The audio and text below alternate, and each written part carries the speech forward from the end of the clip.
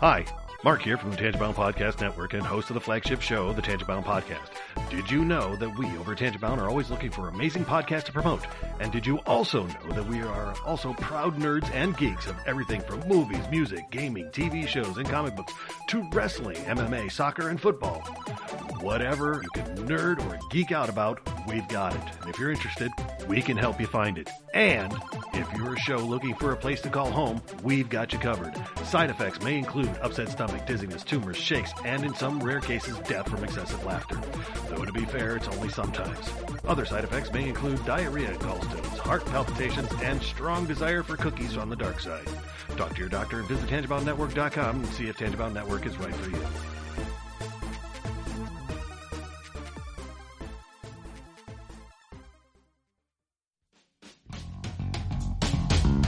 Hello, and welcome to the Moving the Needle podcast, where we ask, what moves you? Excellent or bogus? Did anyone do the right thing? Do you mess with the Zohan? With me tonight to discuss Do the Right Thing, Rocky vs. Creed, childhood, guilty pleasures, a test of time, you don't mess with the Zohan, once upon a time in Hollywood. With me tonight is Stephanie. Hello. Roy. Hello. And Henno. Yo, we want to thank you for listening on iTunes. We're also available on Spotify, just about everywhere you can find podcasts. We are, so come on now, Google let Play. us know. Email us at mtnpodcast@gmail.com or on facebook.com/mtnpod. Twitter and tweet us at mtnpod. There's so many ways to find us.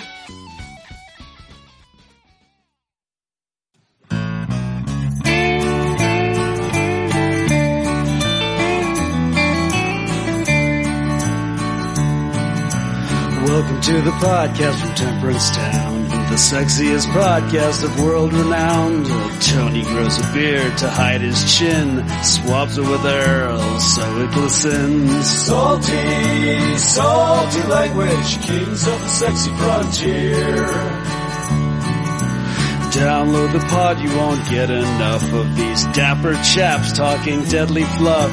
In Hobo Gulch they run a homeless mission, clanging and banging with the pentagram of kittens. Salty, salty language, kings of the sexy frontier. They enjoy their whiskey and local craft beer. By Odin's unkempt pubis we give a cheer. Tony's a raccoon when he's booziest. Don't be a savage, be an enthusiast. Salty, salty language, kings of the sexy frontier. On the frozen tundra they call it a lock. Tony likes to masturbate in a sock. Brian pisses rocks cause it feels so great. I still don't know who the fuck is Tate. Salty, salty language, kings of the sexy frontier. The boys will let you know when there's a Spurler. Due to male pattern baldness, they don't wear curlers. Stay salty, people, that's their closing line. And don't forget, have a beer, you'll be fine. Salty, salty language, kings of the sexy frontier. Salty, salty language, kings of the sexy frontier.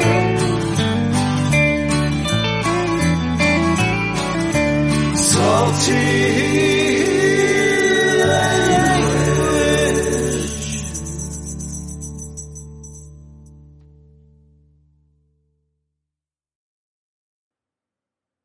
Hey enthusiasts, what's happening? This is Salty Language episode 471.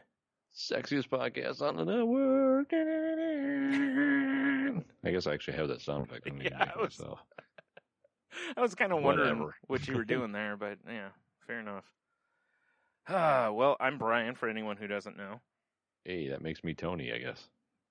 Maybe. I mean, you could suppose. identify as Tate or Henno, I guess, also. I mean, True. you know, True. you may not fool anybody, but you could. Indeedly. Mm-hmm. Mm-hmm. Yeah, buddy. How's it going there, Stuart? Not too bad, other than, as I told you before we recorded, I had Burger King tonight and regretting life now, so. Yeah, I mean, you'll have that.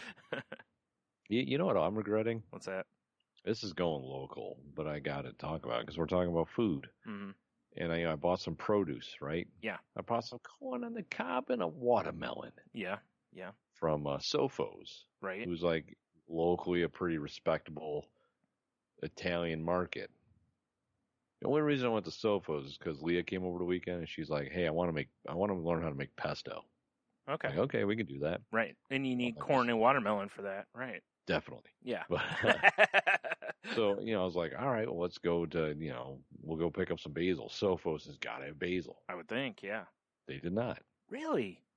But while we're there, I'm like, oh shit, they got watermelon. I'm out of watermelon. Yeah. They got corn on the cob. We're going to do burgers on the grill. I'm like, grill some corn. Were they just out of basil or just They were sold, yeah, they were sold out. But Okay. it looked like the little bowl that had basil in it was very embarrassing. Okay. But even still, I was going to say, really, a place that's known for like Italian fare has no basil? That's very exactly. odd. Not even like dried, but like nothing. I thought. Well, I could you know find why? Something. Because they probably have a fuck dried basil policy. Yeah, No, maybe. I'm kidding. I don't actually know. But so, I get a text today while I'm at work, like from Michelle. She goes, "Hey, that watermelon you bought?" I'm like, "Yeah." She's like, "It's rotten. It like split on her counter. It's leaking everywhere." Oh, that's no bueno. I'm like, "What?" I'm like, "Yeah, I just bought that." I'm like, "Fuck!" I was really looking forward to eating that thing. Oh, man. And Is then there the anything corn worse that grilled tonight than like as was far as shitty corn? Oh man, I was gonna say because like fruits, like it's like when you get apples and they look delicious and you bite into them and it's mealy. We've talked about this before, and it's like Same Got with that weird watermelon. styrofoam texture. Dude, there's nothing more disappointing to me than when you crack a watermelon open and you're like, oh, it's garbage. Well, all right, this bitch cracked itself and That's leaked even stinky worse. fluid all over the goddamn counter. Should have put a diaper on it, I guess. Yeah. Bastard. But yeah, and then the corn was like we looked good, grilled up nice, Yeah. bit into it, and it's just like it just didn't taste like anything. Yeah, that's how I've noticed a lot of the corn I've gotten has been. I don't know what's going on because from the stuff I've seen on the news, the corn crops have done well this year. Like the weather's been like perfect for corn. I don't know where they got their corn from, but I know the last time I did corn, Yeah. there's a big greenhouse right by my mom's house, Yeah, and they were advertising corn, so I stopped in and bought some, and that shit was good. yeah. So I don't know if it was like, like, hey, let's buy this corn that fell off this truck with, with a Zimbabwe license plate or whatever. Ooh, perfect. It was not good corn. That's so disappointing. Like, yeah, it was. Like, even like we're cleaning up dinner, and she's like, "Well, what do you want to do with this corn? Because we're both not going to eat it." Yeah. I'm like, I'll just throw it away. And she's like, "That seems like such a waste." I'm like, Yeah. "You know what you could do?" Cream corn. Like, no. I'm like, if you want, you can take it out of husk and put it underneath the bird feeders. Oh yeah, that'd work too. I was thinking Yeah. more like like doing something like the old fried corn. Fuck that corn. It gets no love anymore. It had its chance. That's fair. Yeah, That's sad though. I hate that. it is. It Yeah. really bummed me out, man. Yeah, I bet. I 'Cause, mean, it's not even I don't affecting eat corn me. very often, but Mm. when I do, I want to enjoy myself. Yeah. Yep. Sad. They could have at least told you it was terrible corn, so you'd slather it with some like seasoned herb seasoned butter or something. Not basil Yeah. because they don't have any. But No, definitely not basil. I could have done some slathered street it in corn, some, like gelato. They sell that. Eee. Yeah, I mean that Yeah. really it kind of like dropped my respect level. Sofo's down a couple notches. Yeah. I'm I've like, never bought. fuck. I was thinking about it. It's like I've never bought produce there. Everything I buy there is always like I buy, like the cheeses and meats and basically pizza fixins more than anything. But Yeah, it's like if Yeah. you want to get some deli shit, that's the place to go. If you want a cannoli, might change your world Mm. right there. unless you're from New York, then of course they'll tell you Well, that's yeah, terrible. anyone who's from New York is like, oh, yeah, go fuck yourself, Right. you Ohio boys. Yeah. But I'm just saying, like locally for us, Yeah. if you want some good bread and shit, go there. Yeah. But apparently, if you want a watermelon and some corn or some basil, you just fuck right off. You're right out. Yeah. Yeah. I think And there's it's it's weird how fresh basil's apparently hard to find because we left Kroger's we left Sofo's, went to Kroger's. I'm like, they've got herbs. yeah. They had a little tub of I think it was called like mostly dried basil or something. What's the rest of it? Grass clippings? Yeah, I don't know. We did buy it, but then we ended up not making basil. Oh, Or pesto. basil. I can't even talk. Man, Right. I'm tired. We ended up not even making pesto. We're gonna make Yeah. it next weekend now. yeah. Well, that's too bad. But I mean, I'm I gonna guess find in the fresh basil before next weekend. yeah, I was rolls just gonna around. say at least this gives you some more time to look for it, though. Yeah, I so. just was like, Hmm. so disappointing. Yeah, You know? yeah.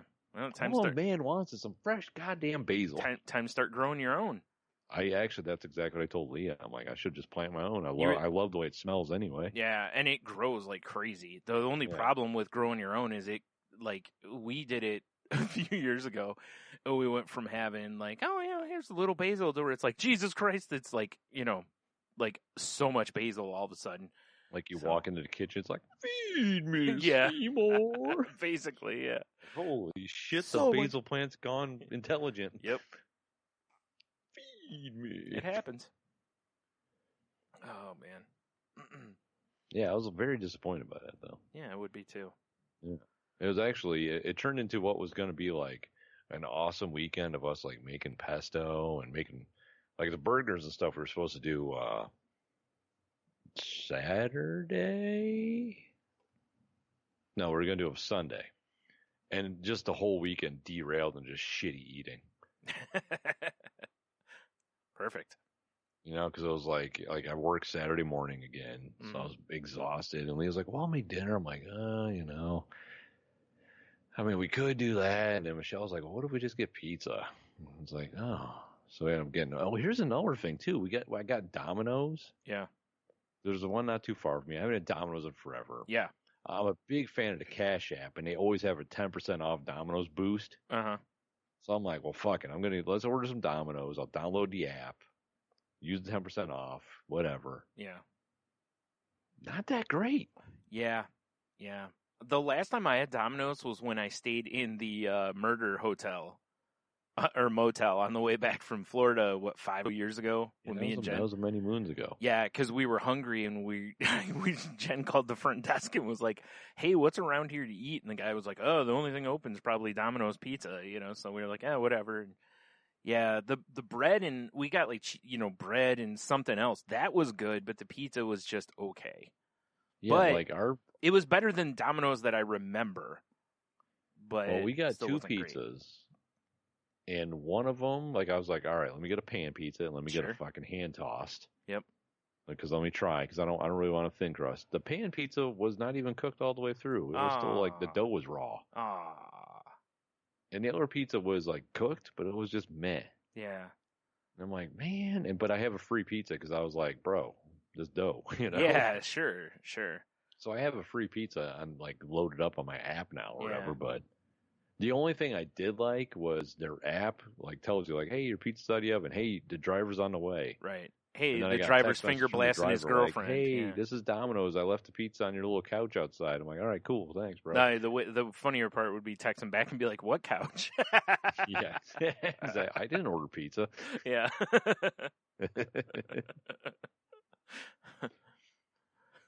Yeah, I don't know, man. It was just like, so yeah, that sucked. It's just a big swing and a miss so far. I know, right? Yeah. Damn. And then like the next Better day, hope you get something you can foul off, or this is gonna be a tough at bat. Oh, bro, no, that night was just a just nothing. Yeah.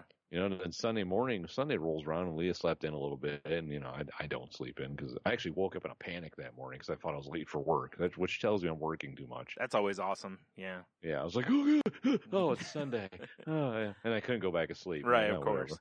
Well, no, I guess because adrenaline's rushing at that point. Yeah. Yeah, exactly. I'm like, well, I guess I'm up. Well, whatever, Yeah. fuck it. But we ended up going to Hamburger Mary's downtown, Yeah. which is apparently a chain. It's like Yeah. where they do drag shows and such. I've heard of it, but I have not been there yet. Yeah. They didn't have any shows going on when we were there. That's too bad. Drag shows are fun.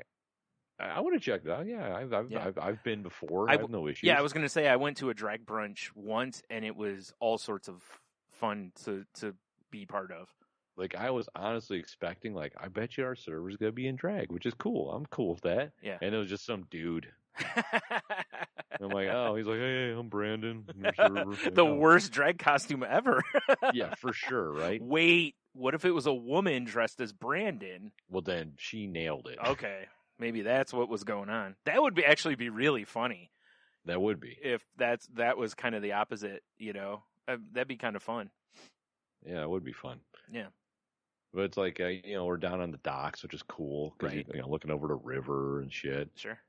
The burger was good. Yeah. The coleslaw was pretty good. The beers were delicious. Little overpriced though. 'Cause I'm assuming they don't have their own beers, right? Like it's No, I got a Great Lakes and Ernest Brew Works, Okay. No, that's fine. They I had was some just a curious. good selection. Actually, like the bar was really nice, and like they have their patio outside is huge, which I dug. Good. Yeah. But it's like, I was like I want to say just your basic burger is almost like $14. Whoa. Yeah, and if you're not getting a show with it, that's Well, if you're there during a show, you get charged additional $3 a person, which Oh, I wow. get. You got to pay the okay. performers. Sure. But man, But I'm like, man, and that's the a burger lot was for a good, burger. Yeah. but it wasn't that good. Yeah. Well, especially because we've got some pretty legit burgers around town already. Yeah, exactly. Like you can go over to Bar 145 and make your own burger, basically. So Yeah. you get to pick all the fixings that you want on it, and it'll be probably similarly Delicious. priced, but you're getting everything you want on it. Yeah, it was. I was So- kind of like, I was like, man. That's what I told them, like Leah and Michelle. I'm like, you guys are an expensive lunch. And then they're like, hey, we kind of want dessert. And I'm like, well, we're not here. Yeah. We kind of walked around the river a little bit, and then I was trying to figure out, like, well, where can I go to just, like, get dessert? hmm And I wanted, honestly, another beer. I'm like, fuck it, let's go to Mommy Bay. Yeah. That's I've been funny. to Mommy Bay forever. That is so funny because I almost jokingly said Mommy Bay. That's where we 'Cause I went, know 'cause I'm like, They do have dessert there. yeah, and I know they like, where it sits on that weird corner, and they have that big, like, yard that's all fenced in. Yeah. They have tables out there now. Oh, okay. But there was like nobody there, so we just sat in a little courtyard where we would always hang out on Growler Thursdays, Oh, yeah, right. Yeah. So we just sat out there, and I had another beer, and they had dessert, and it was a nice little evening. Nice. All right. So you got some foul tips. You're back in the count here. Back in the couch. Yeah, it was just weird though. Yeah, I bet. Although when we're walking around the docks down there's a sushi and like Japanese grill called Kobe Bay down there. Never partaken, but I have been kind of craving some sushi. Mm-hmm. They also have a pretty large patio, but the one thing I noticed on the side of the building, they've got a tiki bar. Oh boy. And I'm like, if they actually have like legit tiki drinks, I'm interested in checking it because I've never been to a tiki bar. Right. I know there's one in Detroit, Yeah. but I've never been Now, to one. And I'm are like, you bro, talking they actually- like the sushi place has a tiki bar, or yeah, it's just? it's part of the Okay. same joint. I'm just making sure because like the building, like the Oliver House, has got like 14 different places in it. So I didn't know if you were talking like just another joint in there. It's like outside or if something? like say your house, right, Mm. is the restaurant, and then your porch, Yeah. is the patio, right? Mm. Like if you put an additional porch on the like left side of your joint, Mm. that's where the tiki bar Oh, would be. okay. All right. So Cool. kind of wrapped around the side. But I'm like, are they calling it a tiki bar because it's like looks like it's bamboo and shit, or did they actually have tiki drinks? Right. No, it's with tiki mugs and the whole situation. It's because former NFL player Tiki Barber actually owns it. It's a tiki bar. Everything's that'd be sick. themed to his That'd be career. sick. Yeah. That would be terrible. I'd be down. I'd be so disappointed. Yeah, right. Be like, what kind of tiki drinks do you have? And they're like, oh, we have the touchdown, and you're like, oh, geez, you're one of these Jesus, places. but I wanted like the Kamehameha or whatever. Yeah, not in this house. Yeah, that actually sounds like something some dopey NFL owner would do. It Honestly. does, right? Yeah, Like right there on the stadium. Like one of the Yeah. bars would be a tiki bar while he was playing, and like, and even because his name, it could just be called the Tiki Bar and then put on the end of it, yeah. So everybody like, oh, it's fucking Tiki Barber's place, and he's got like a head that could be like easily sketched into a tiki god thing, Yeah. That would be kind of cool, actually. right? I would dig that, and like, then you're like, what are your tiki drinks? Oh, well, we got the first down. We got the screen defense. Like, what? like, he's a running back. Why do you even have? Like, this doesn't even make sense. Do any of them have coconut and pineapple? No. Oh, yeah, actually, our new drink, the Onside Kick, does. Yeah, right, exactly. Like, what? It's not Yeah, even what kind of tiki bar is this? This is the worst tiki bar ever. Sir, actually, we're an award-winning tiki bar. Yeah, we're not a tiki bar, we're a tiki bar. Yeah, that would be so funny. Oh, shit. Or you go the opposite way, right? And this has nothing to do with football player. You could have a tiki barber where all the people that are the hairstylists dress up as tikis. I dig this. Y'all come out in grass skirts and shit. Oh, I was going to say when you walk in, they put a grass skirt on you. Instead of a cape, they put like a grass skirt. Yes.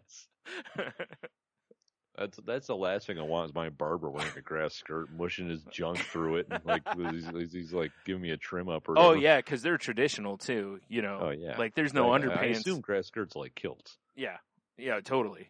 You know. Although I don't know if I want grass rubbing like No. raw up against my junk. Nah, I would think you'd want a loincloth or something between you and the grass. You definitely need a line of defense there. Yeah. Not to mention, I mean, can you imagine the backside? You know, you get a little moist on a hot day. You know? Yeah, that's no good. Oh, then it looks Things like gonna be sticking. Yeah, I was gonna say then it looks like a scene at the county fair when it's like muddy and they just throw straw down. Exactly. It's terrible. Nobody wants to see Terrible, that. Yeah. Plus, I don't know if you ever had those weird times when you like hit a piece of straw just right and it, like impales in your hand. Yeah. Yeah, right in the old pee hole. You know. Oh man. No one needs that. No one needs a straw there. That's for sure. No. Yeah. No. Ouch. Ouch is right. Although I like the other part of it. I like the tiki barber concept though. You know? Oh yeah, for sure. And then you have guys coming in thinking it's a tiki barber, the football player themed. Yeah, and they just see all these guys dressed up as tiki dudes. Well, this is not what I expected at all. But I do need a shape up, so I'm good. Yeah, right. I mean, while I'm here, Yeah, might as well. Shit. might as well get taken care of. Yeah. I mean, honestly, if I had any sort of knowledge of haircutting, opening up the tiki barber would be the way to go. Yeah. Tropical themed. You can get your hair cut, maybe get like a pina colada while you're waiting. Yeah, right. Yeah, that'd be all right. You know? Yeah. Why not? Oddly enough, the guy making the drinks is dressed like the football player. Yeah, exactly. He's got a tiki jersey on. You're like, Tiki jersey on. like, well, I mean, I guess. Like his jersey ties the room together, you know. Like, haven't I been here before? It's just I don't remember the tropical theme. Oh, you're thinking of our other place, Ronde's. Yeah. Looks just like this one, but totally different. Totally different. Yeah. For those who don't know, Tiki has a twin brother named Ronde. Good fun. Good fun. Good, clean fun. Actually played in the NFL also. He was a cornerback. Yeah, no, crazy, right? Pretty decent cornerback, too. Surprisingly. Yeah. It's amazing Pretty how that can happen in families and, sports, how you'll have two that are, whether they're brothers or cousins or something like that, and they both end up, in the NFL. Like the McCourty twins that played for a variety of teams, but I know at one point they both were on the Patriots, and they're both, I think they're both corners, or one's a corner and the other's maybe a safety or a lineman or linebacker, but I think they're both corners. I mean, you got the Steiner brothers. Yeah, right. Yeah.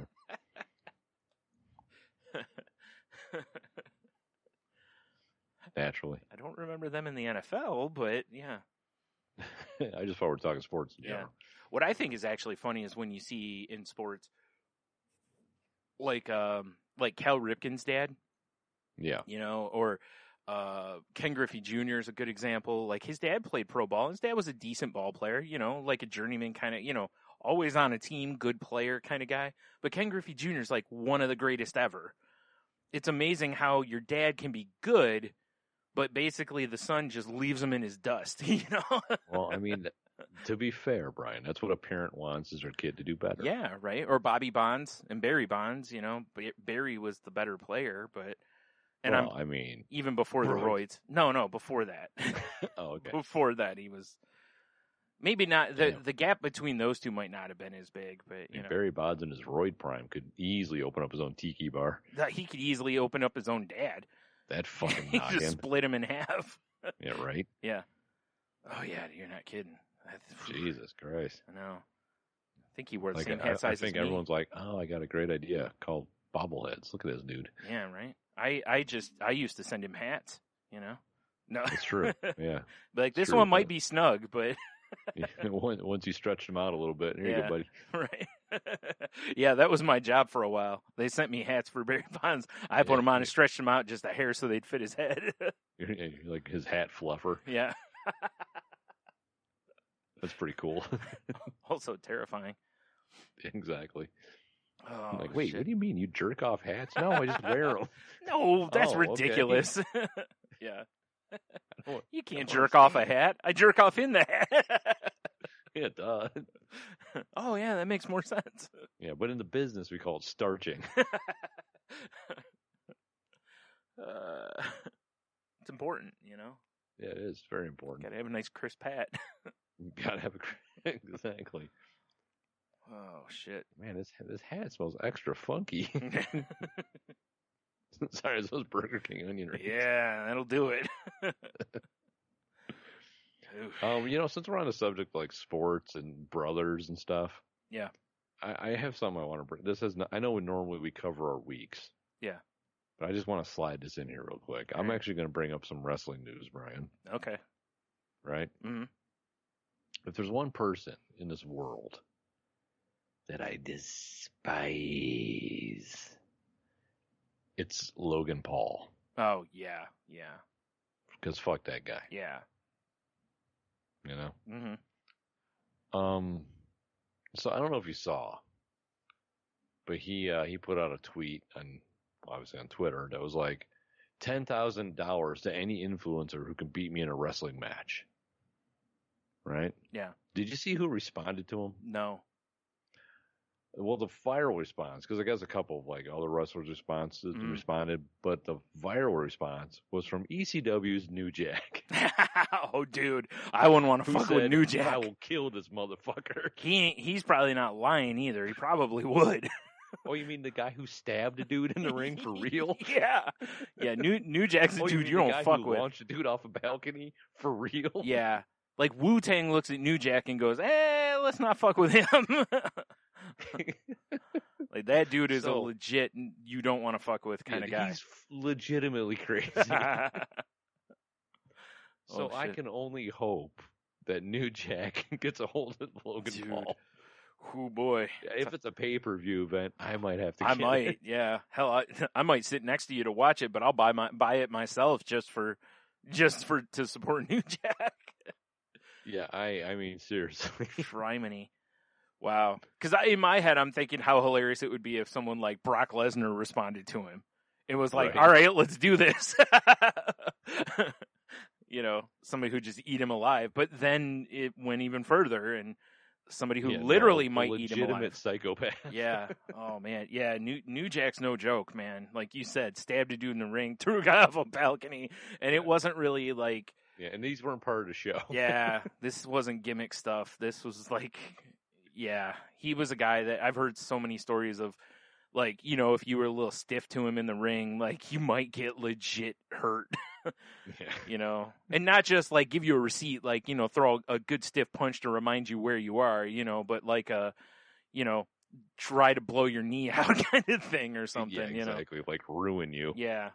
So, I mean, best tweet ever as a response. I'll kill this motherfucker. fuck. And, New Jack probably not making a ton of money these days. So, that Oh, I'm sure he $10,000. could use 10G. Yeah, I Yeah. was like, he might need that 10G. So, yikes. I would not. You couldn't pay me enough to step in the ring with him, though. Oh God, no! I don't think I want to be on the same block as him. Yeah, nope. He's a bad motherfucker. Yeah, for sure. You thought Shaft was a bad motherfucker. Like I said, Wu-Tang backs off. Yeah, They're like, you know what? like Killer Bees, we're a swarm, but now New Jack's right. Yeah, Killer Bees were a swarm, but we're gonna cross the street if we see this guy. Yeah, there's New Jack. Let's go the other way. Yeah. Nope.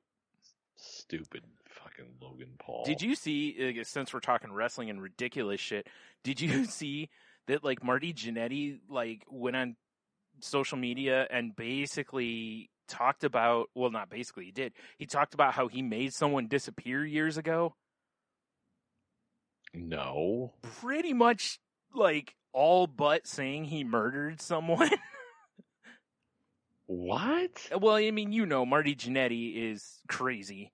Not New Jack crazy. He's a different kind of crazy, but still crazy. He's concussed crazy, I assume. He's something. Yeah. And yeah, he went on his social media and was just like, you know, just talking about how years ago he made somebody disappear, basically. And he didn't get like full on, like, at least not that I saw, he didn't go full on into the details, but let me see if I can find it real quick here. And for anyone who maybe doesn't know, Marty Jannetty was a really good wrestler in the 80s and 90s. Like, people don't know this. Like, if you've heard the name Shawn Michaels or HBK, Heartbreak Kid, whatever, he petitioned to get teamed up with Michaels because Jannetty was the bigger name at the time.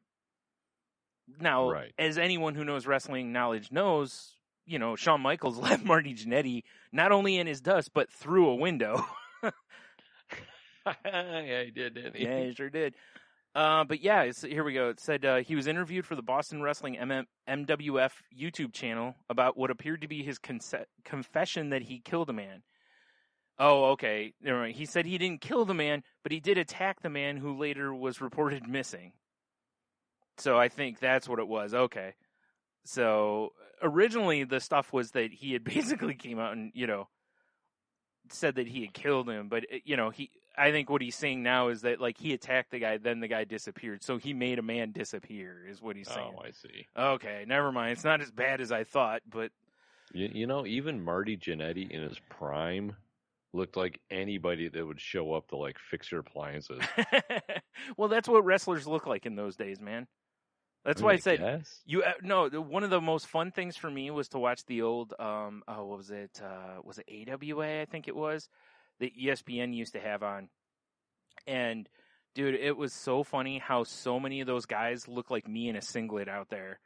And then you'd see a guy like Scott Hall, you know, who was like legit, like muscle, you know, a body dude. And he's walking out at 6 foot whatever, and he's taking on some guy that's like 5'10", 350, 400 pounds, just a bowling ball with legs, you know, and he's got a job to this guy. You know, like, and you're like, there's no fucking way this guy beats up Scott Hall, like, you know, at all. But that's how wrestling was, you know. You had guys all the time that weren't in great shape at all, just winning left and right.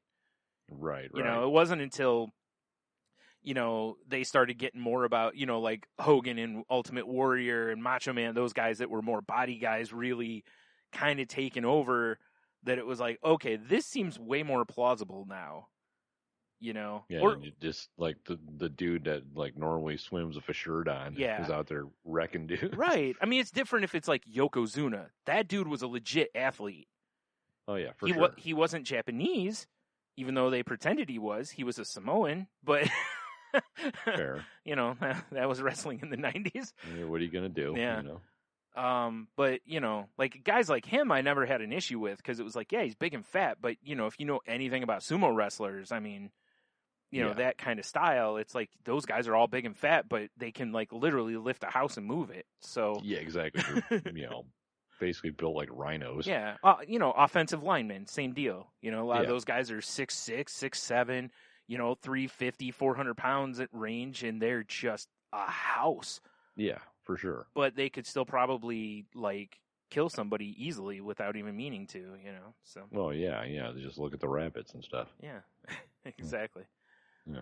Oh, Marty Jannetty. Still trying to be relevant. I mean, you got to do what you got to do. Yeah.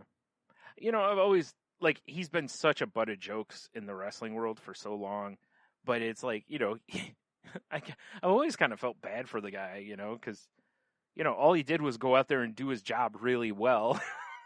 Yeah, exactly. He just didn't get the opportunities and didn't have the charisma that Shawn he doesn't did. have the charisma or the looks of the lead singer like Shawn Michaels did. You're right. Like Shawn Michaels could have been the front man of Poison, you know? Yeah, you're right, though. Marty Jannetty looks like, if you look at him now, he looks like he was the lead singer of a group in the 80s.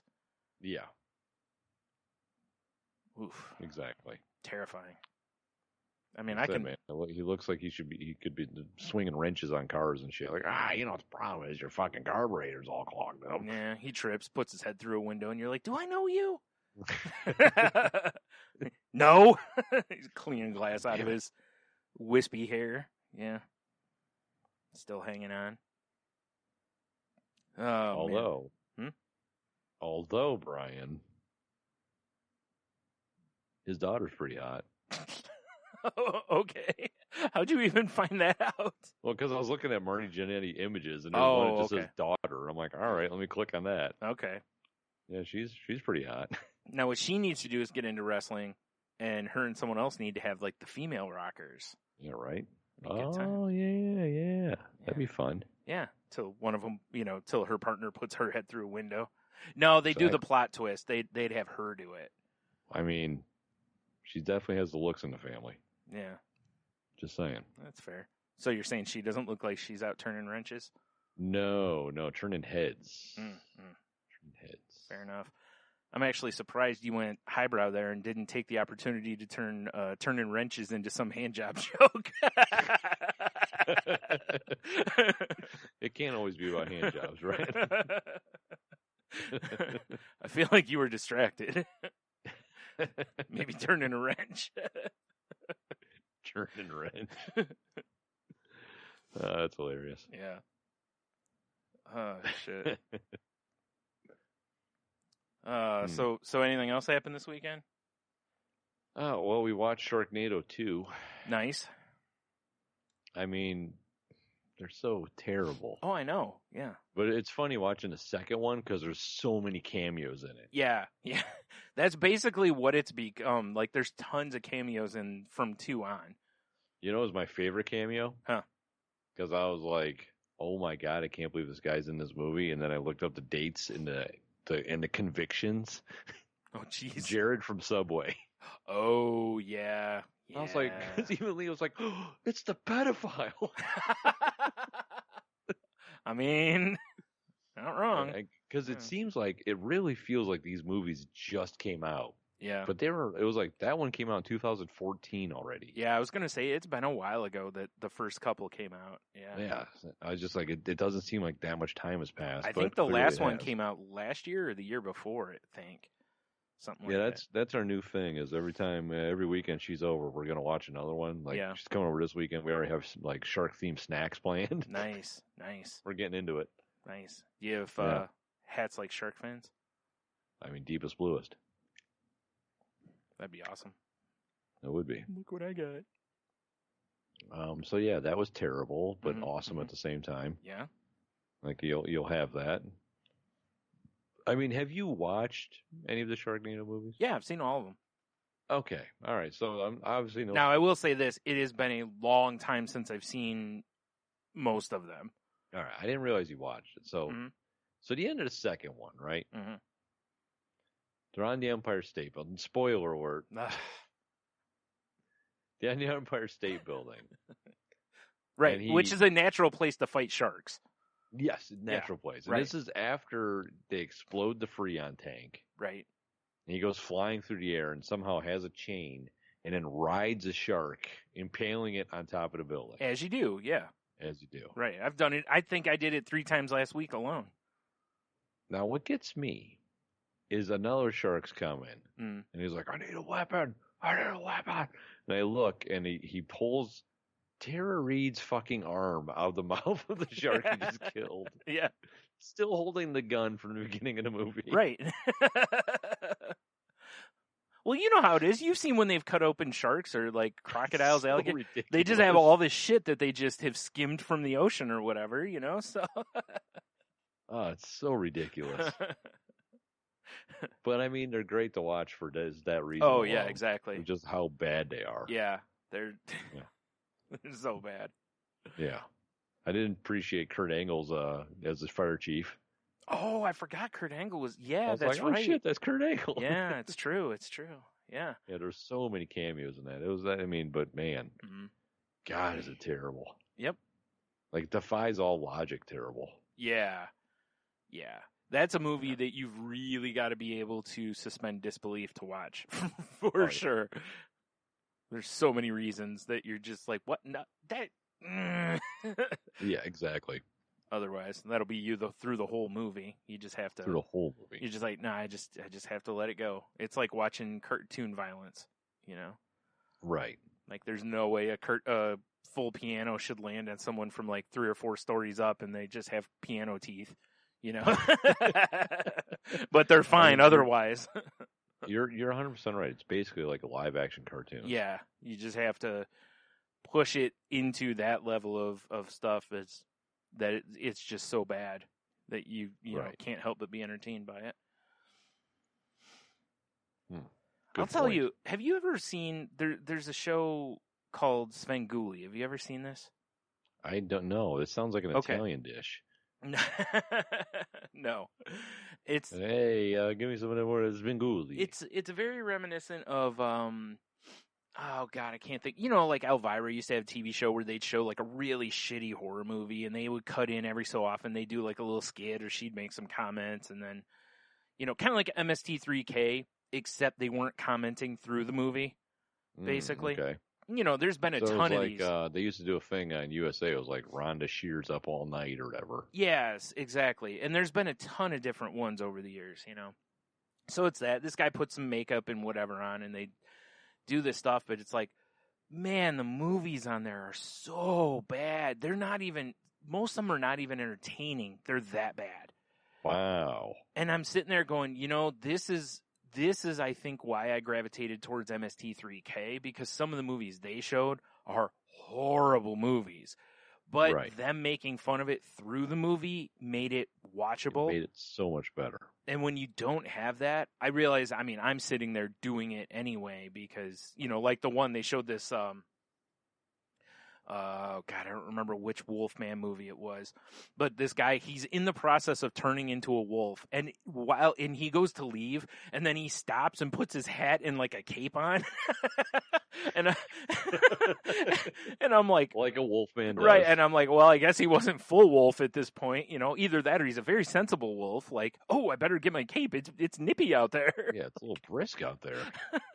It just, stuff like that, it just killed me because it's like, who the hell was like, all right, now I'm going to need you to, you're in mid-transition, you know, you're setting the stage, you know, you're mid-transition, you need to go try to find this flower to prevent you from turning, but you're very responsible, and in case kids are watching, we want to make sure they always wear their hat and coat when they go outside, so, oh, right, you know. Make sure you grab your cape and hat.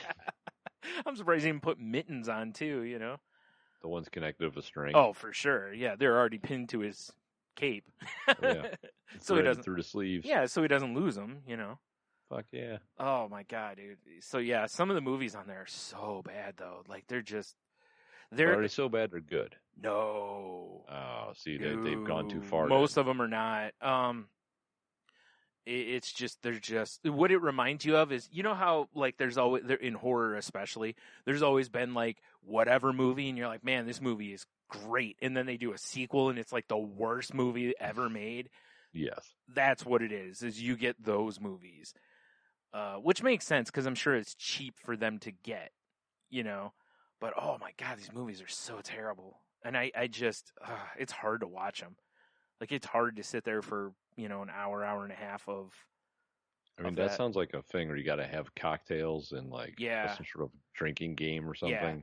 I mean, you know, they do the best they can on the show. Like, you know, when they do the little skits, like he usually will make up a song about the movie, you know, which, you know, most of them are fairly entertaining, and they have just terrible puns and all this other stuff. That stuff can be, you know, it's not, I don't know, it doesn't do a lot for me, but I understand why people dig it and what he's doing. But then when it goes back to the movie, you're just like, ooh, all right. Yeah, well, oh wait, I have that. What is it? I can't see my soundboard. That's helpful. Put your readers on. I gotta figure out not that I can really rely on my laptop, but no. Do you know what you need is a giant touchscreen TV? Oh, that would be dope. That would be actually the best. I don't know where to sound. All right. I had it. Well, I don't the know where moment's it is. passed There it anyway. is. Jesus Christ. The moment's gone, but you're listening to it anyway. Yeah, buddy. Goddamn rich cunt! Yep. Thank you, Jeff Goldblum. Well, he's always there for us. Always there for us. So I got a question for you there, Stu. All right. Oh, that actually reminds me. At what point do you think you become responsible for someone else's actions? Like, do you feel like you should be? Because I would need context, probably. I'm Okay. I'm hooking you up. All right. Because this is one of those things in hindsight. I'm like, I should have made a phone call. Because Oh, I boy. was I picked up beer brewing stuff, by the way. I was Oh, on my yeah. way to pick this stuff up. Mhm. Some poor lady's ex-husband is missing all his beer making stuff now for the low price of $30. Thank you, Facebook Marketplace. Excellent. But so I was on my way to pick this stuff up, and I had to break a 20. Yeah. So I was like, all right, well, I gotta get gas in the Jeep. I'll just get like a energy drink for work tomorrow. All that good stuff. Yeah. I'm out there pumping gas, and the dude in the pump behind me is like, he's like talking to the lady on the other side of the pump pumping gas. He's like, Crown Apple's just so good. It's just delicious. It's just the best. And she's like, yeah. There's, Yeah. I'm like, man, I'm like, this dude sounds like he's fucking plowed. Yeah. I go inside to, buy the drink, cash out, and as I'm walking up to the register, dude walks in. And him and I make eye contact, and he's like, I'm like, hey, go ahead, man. He's like, nah, you go ahead. I'm like, no, it's fine, go ahead. He's like, nah, I'll be back. I'm pretty messed up. Oh, jeez. Yeah. I'm like, and then he starts talking about masks, and geez, I hate this mask thing. And, I'm at that point, I'm like, I gotta get away from this dude. But as I'm Because you were driving getting drunk, right? yeah, basically. But as I'm driving away, I'm like, this dude could already get back in his car and unleash hell. Yeah. So Yeah, it's like, probably. at what point does that become like, you know what I'm saying? Yeah. It's a weird situation to be in. Because I don't want to be like, I hate being a rat. Right, I was saying You snitches know? get stitches, right? But still, Yeah, talkers get walkers. We Right. don't understand. Yeah. But at the same time, what am I going to do? Citizen's arrest? Like kick his knee out or something? dude, that would have been great. You know what I'm saying, though? Yeah, you get your It's like a camera weird out, spot to be in. get your camera out, and then give him the old hi, Kia. Sorry, give him the old Kia right across the back of the knee, blow his knee out. But I mean, I honestly think this is one of those things that happens way more than everyone realizes. Oh, it totally does because, and that you're right though. It's like most people don't want to like rat someone out, Yeah. but at the same time, it's a really tough one. I really feel like you should, Yeah, right? because it's like somebody could get harmed. Like if this guy just goes and wraps his car around a tree and he's the only one that gets harmed, it's like, well, there's your karma. You But had it coming. yeah, but if he, happens to sideswipe a car with like a family in it or something, it's like, oh Jesus! Especially that's what it would be too. It's like it's similar. It's the Spider-Man letting the robber mugger run right exactly. past him and he doesn't stop him, and then later he's like, oh shit, he killed my Uncle Ben. Like, So- son of a bitch, I'll never get good rice again. Yeah. Exactly. Yeah, no, it's just, it was like, it's one of those things. I'm like, as I was driving to go pick up my stuff to make alcohol with, Yeah. I was like, man, should I have called somebody? What do you know? Yeah. It is tough. It's for each of us, I But think, it's to like, it's one kind of of those things, how many decide. but- times when we're at the bar and see somebody that's clearly annihilated Yeah. and they just leave, Yeah. Yeah. And we've had conversations about that before where we're like, oh boy, they should not be driving. Yeah. And I know we've actually talked with people and been like, you're not driving, are you? Yeah, for sure. Like that one lady at Rockies. Oh God, yeah. Like, you're not driving, right? No, I guess. Okay. All right, good. We're just Yeah. making sure because yikes. Not Yikes is right. Not that at that point, a couple creeps at the bar are like, hey, we'll give you a ride home. Hey, baby. You don't mind the old wobbly H, Hey, yo. No, but you would certainly maybe mention it to the bartender, be like, "Hey, I think somebody over here needs an Uber This called." dude fucked up. Yeah, and we've seen that too. You know, Oh, like yeah. at Rockies, actually. Remember that one time when we were there and the bartender got the guy's phone out of his pocket and called like his best friend or whatever to come and Right. get him, and that random patron that was there with him was just taking care of the guy like a champ, even though didn't even know the guy. I mean, Yeah, that was pretty wild, wasn't it? you know, like we take care of our own sometimes. You know, I mean, it's true. but yeah, that's. Ooh. It I know, does it's a make you weird- wonder if the person working at the gas station had that same thought you did. I don't know if that dude gave a fuck. Yeah, that's probably true. They probably I mean, 'cause see it I all the interacted time. with the dude, you know. Yeah, they probably see it all the time. Oh, I'm sure. You know. I mean, right up the road is like there's a real shitty bar right up the road, and I remember driving by it 3 or 4 months ago, and I watched a guy basically fall down the stairs at like 5:00 in the afternoon. Nice. Like, oh, that's great. Yeah. You know, Or it's like Powertrain over there on Alexis with Shibas across the Little street. Shivas, yeah. Fucking A. I've seen people stumbling back from Shibas after lunch is over, and it's like, oh, geez. Like, boy, I hope you actually ate something for lunch and not just drank it all, you know? Liquid lunch. Oof. Yeah. I don't understand. I was like, well, that's a whole different conversation. Right. Yeah, Yeah. I don't know. As far as it goes, it's like, you know, the easy answer is, oh, yeah, of course you should have, blah, blah, blah. But I don't know why. It's so weird how we also don't necessarily, like, we don't want to tattle. We don't want to interfere.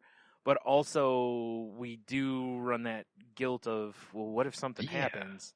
Hell, it could even be you Exactly. later. You never know. This asshole might Well, still be on the road and cause you an accident, you know? That's true. Well, it's one of those things. I'm like, it's kind of like, you know, what am I going to do? Detain him if he wants to leave? No, I'm not gonna fight him. yeah, you basically know? all you could do would be to just call, you know, and report that, hey, this guy's hammered and he's getting behind the wheel of a car.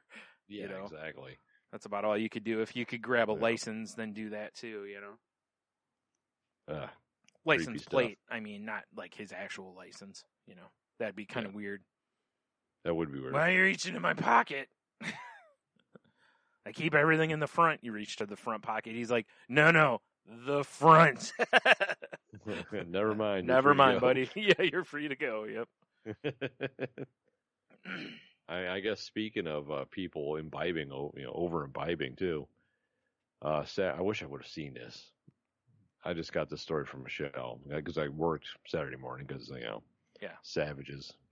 But when I went to bed that night, the old neighbor over here was hanging out in the garage of his buddy next door, and they're just bullshitting and whatever. Mm. I'm pretty sure they pulled an all-nighter again. Oh, jeez. Which they're older gentlemen now. Yeah, I don't know how people that get up there in age do this shit. I don't either. Yeah. Because Michelle was telling me that it was like 8 a.m. She was out walking the dog and coming back home, and she just heard like loud like music, you know. Yeah. And the closer she got to the house, she's like, "Is that coming from our house?" And she's like, "Maybe Leah woke up and just started jamming music." Right. It would have been funnier if she comes in and you're dancing. Well, I was already gone, bro. Right. Yeah. Well, even funnier. No. Well, so she's walking up her driveway, and our neighbor was in the yard with a radio up on his shoulder like a boombox and just dancing in the backyard. And I guess him and the other guy saw her, and they like turned the music down. right. Yeah. Totally not having a jam party over here. Totally not. Yeah. Wow. But then, because it's weird, because normally I see these guys out here all the time. But whenever something like that happens, like if they do the all-nighter, yeah. it's like they're gone the whole weekend. Right. And that's exactly what it was. I didn't see them till like Sunday evening. Well, you got to Man, those recover. guys- Yeah. Yeah, that's why I don't understand how you can even do that anymore. But Yeah. I really wish I could have seen that. That would have been a highlight on my reels. Right. Especially them with the boombox on the shoulder, just fist pumping with the other, you know? Oh, fuck yeah. I so wish I could have seen that. Oh, my God. Yeah, good times. Yep. Good Wow. times. Wow. So But here's a question honestly, for you. it's- What? So I'm in GameStop the other day. Yeah, Right. all right. Lay it Guy, on me. guy comes in and goes, hey, I need an Xbox controller, which I don't know if you know or not, but controllers have been really hard to get a hold of during everyone's staying home and everything. Oh, I was unaware of that. Yeah, because a lot of people, because now you got like 4 people sitting at home, so couch co-op games have kind of gotten big again. So That's fair. That people makes sense. buying like 19 controllers. And anyway, so the guy at GameStop's like, oh, well, we have like this one color new for like $69.99, or we have these 2 colors used for $44.99, right? So if that's all I present to you, which one do you think you go after? Does the color make any difference to you? I don't care. Right? And I mean, it and could they be like the pinkest pink. I don't care. and they put a guarantee on the controller, so if you get a used one, it doesn't work, you can take it back or whatever. But it's like, for that price difference, I'm totally buying a used one. I don't even care what color it is. I'm like you. Yeah. Like if you tell me, hey, a new one is $65 or whatever, and a used one is $60, then I'll take a new one. Right. But otherwise, and it was just weird because, the guy went with the new one because he didn't like because I think the used ones were like gray and the new one was, I don't remember what color it was, blue or black or something like that. And I was like, for the price difference, I don't give a shit. Yeah, exactly. Who cares? If they're the same price, absolutely, I'll take my preference in color. But otherwise, I mean, I've got a controller that's camouflage because it was on sale. Yeah. It's awesome because it was on sale, but Yeah. It sucks because it's really hard to find sometimes. Right. Hey-o. Yeah. For my PS3, I had a red one, a blue one, I don't know what they called it, whether it was white or just clear one, the black one that came with it.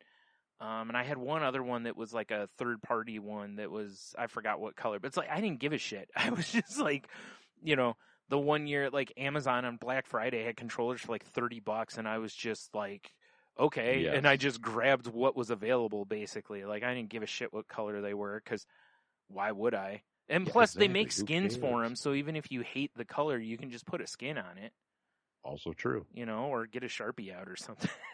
You do anything. Take it apart, spray paint the outside, screw it back together. Problem solved. I mean, you're not wrong. That's a thing. I wouldn't do that myself, but you could. You could. You wouldn't even have to take it apart, I guess, if you're really good at masking. I wouldn't take any chances. Yeah, I'm just saying. I wouldn't Yeah. either. Yeah, I don't recommend doing any of that. But Yeah, do not recommend. yeah.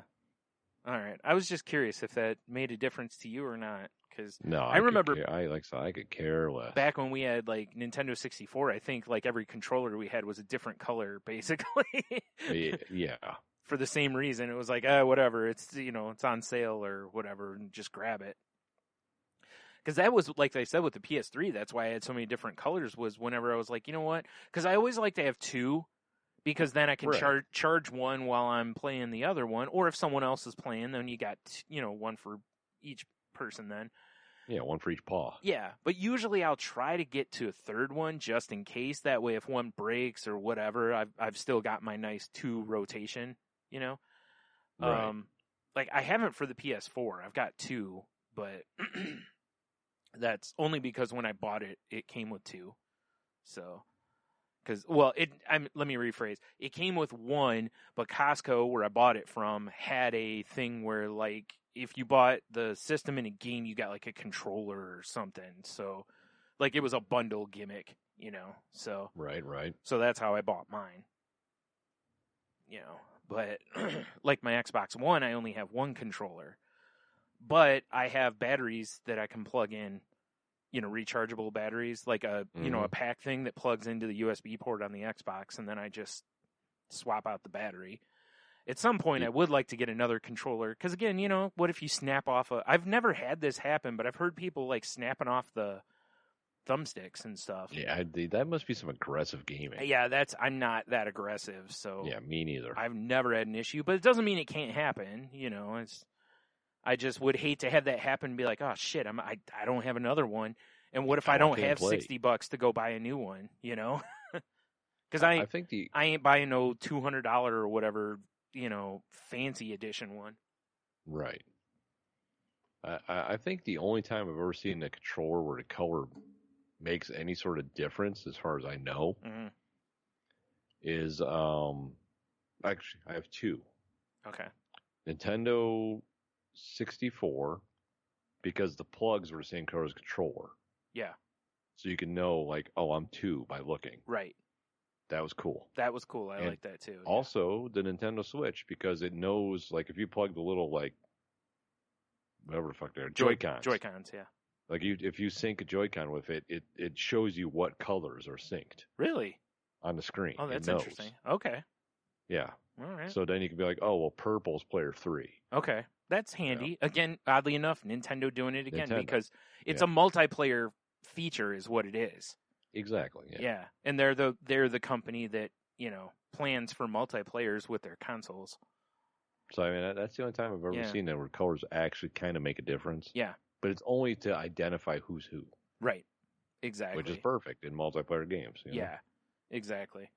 Yeah, that's a good point. I hadn't considered that. But that's it though, It's like, and don't get me wrong, as I've had different color ones, it's been easy to, when you pick up one, someone picks up a different one. It's not like, Yeah. and most of the time you don't care because generally it's the same controller. Now, for my 360, I have one that was like not the high end customizable controllers they have, but there was like a next level down where you could like Right. turn the D-pad to where you could make it raise up or lower on the thing and whatever. And I have that controller, and I always use that one because I had it, set where I liked it. Well, yeah, it's like, it's like it's your switches and stuff. Yeah. Like you don't mess with my Right. dials. So it was like if somebody else was playing a game with me, it's like, not to grab the silver controller because that one's mine, 'Cause I will take your ass out. But otherwise, I don't give a shit. Grab whatever controller you want. I don't care. Yeah, fair enough. So, I mean, unless like you got one that's got like a sticky trigger button or something like that, and you're just like, well, fuck that, I ain't using that one. Here, Yeah. you get this one. Yeah. Enjoy. Enjoy it. Yeah. Nice Brody call there. Yeah, right. So, I mean, while we're talking about games, Sure.